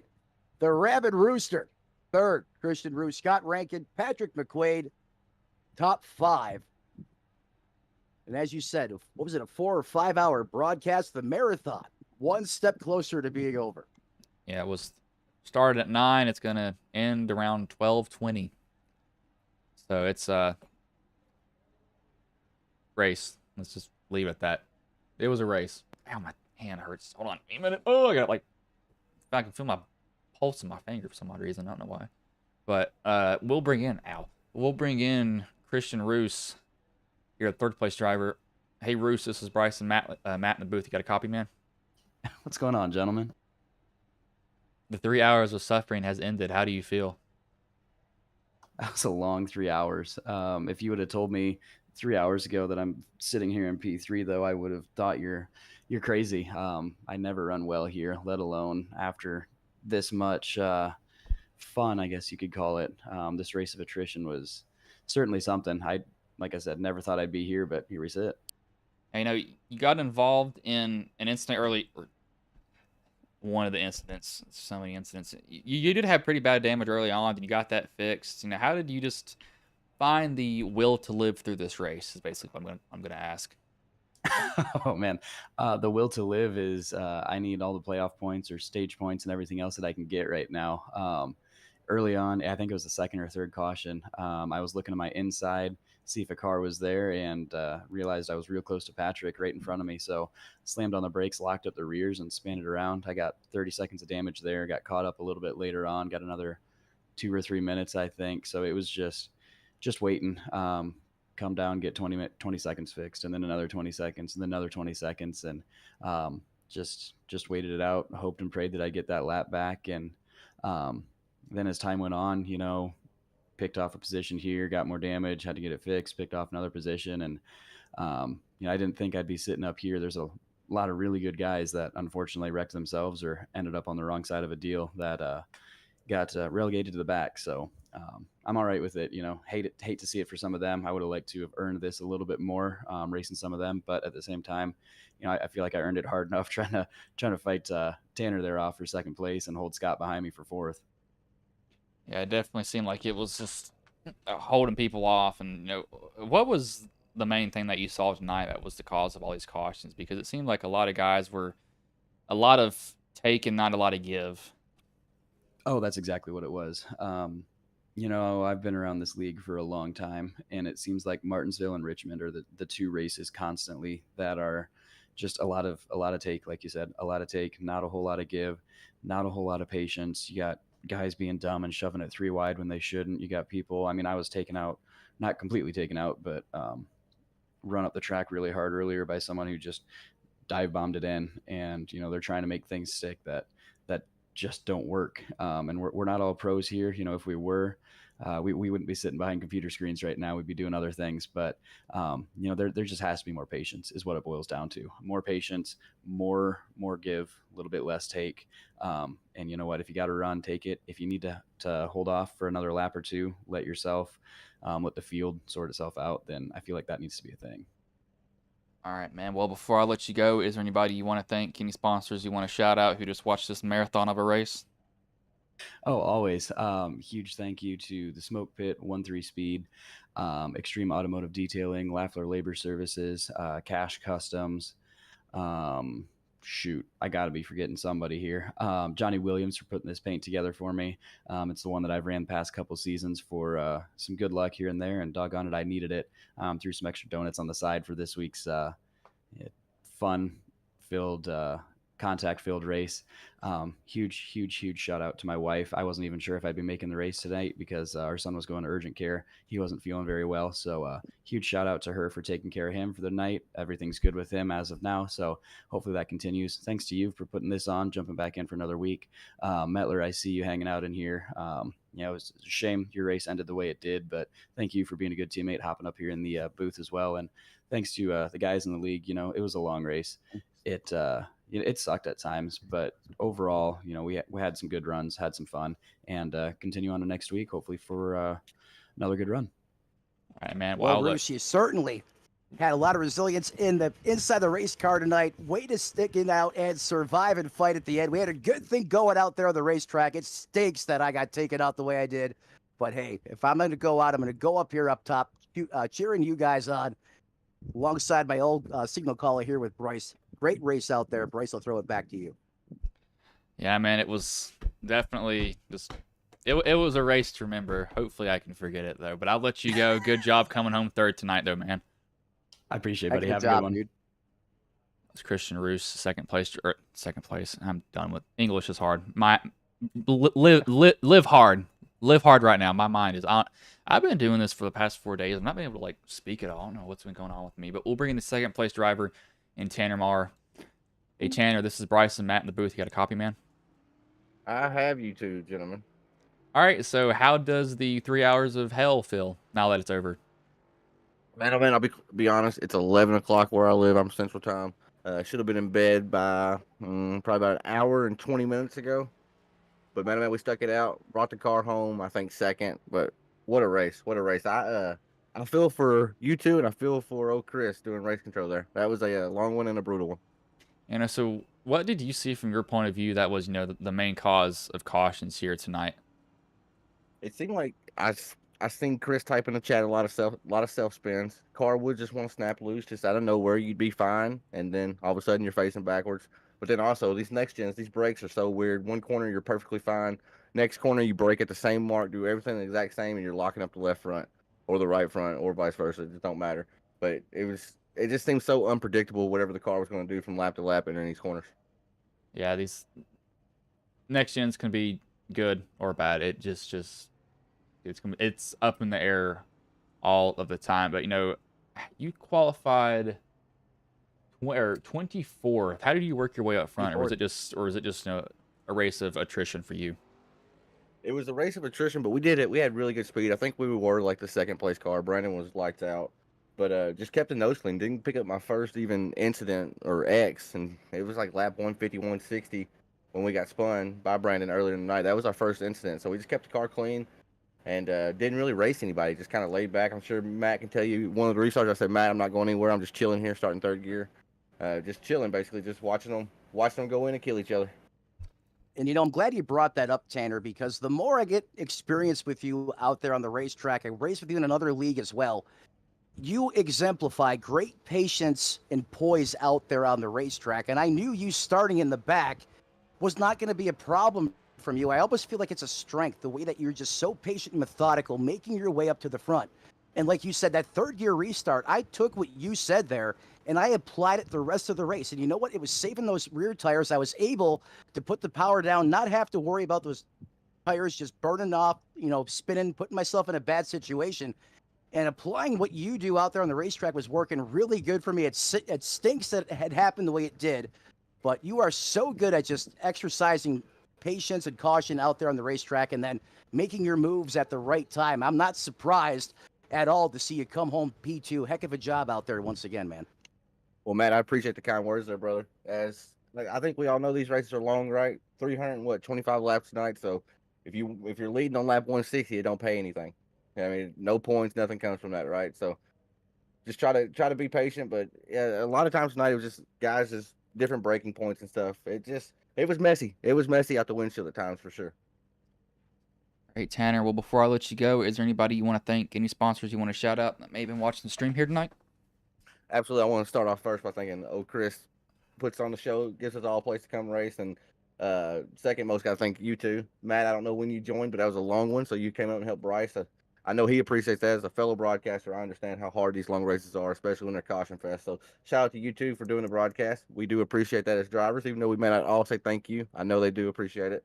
And then I got to thank Five Kings Motorsports, my teammates. Larry Bell races out here with me. Usually Brian Zimmerman. Brian wasn't able to make it. Larry, I think he got caught up in some incidents earlier and had to park the 043. But racecpi.com, and there's a laundry list, but it's been a long night. So we'll just say thank y'all, and we'll let you interview the race winner. All right, man. I will let you go, but good job coming home second tonight, man. Thank you, buddy. Thank you, Matt. It's Tanner Marr, the second place driver. We will bring in the race winner and Brandon Cooper here. Let me drag him up. Hey, Brandon, this is Bryce and Matt in the booth. You got a copy, man? Hey, man. And so the 3 hours of suffering ends. How did you come through and prevail there at the end? Because you qualified on the pole, finish on the pole, win the race. How did it go for you overall, though? Because you had to kind of fight through, the pack multiple times. Absolutely, man. It was definitely a roller coaster of emotions the entire race. I led, a good part of I would say the first half of the race. It was pretty good. Did get put back in traffic a couple times for pit stops due to stages, but we were able to come out pretty clean. It wasn't until the second half of the race I found myself in a lot of trouble, making a lot of mistakes, running my car hard, locking up the brakes. Went a lap down at one point after leading all those laps. I didn't think I was going to get it back, but just stuck with it. Ended up getting my lap back. Rolled the dice and took some tires. I didn't think tires really mattered that much, but just the car was awesome all night, man. I felt like I could just roll through the corners a lot better than everybody on the track. In traffic, it wasn't that good, but if I could get out, man, it was a rocket ship. But luckily we were able to come out with it. I didn't think it was going to happen after we got that lap down, but we ended up managing it. Yeah, I definitely thought, you had the fastest car. It was just English is hard. It was just if you could get, through all of the traffic and all the stuff that you had to deal with, and you were able to get through it there. But it was definitely interesting seeing that, because there were multiple times where I was like, well, he just kind of screwed himself there. But, what was, from your point of view, the main cause of all these costs? And oh my God, I need to get checked out, like, legitimately. What was? Hey, we're all tired. Yeah, so, like, what was the main cause of cautions that you saw tonight? Was it just drivers being aggressive, nobody giving anything, and just gunning it down in there? What was going on from your point of view?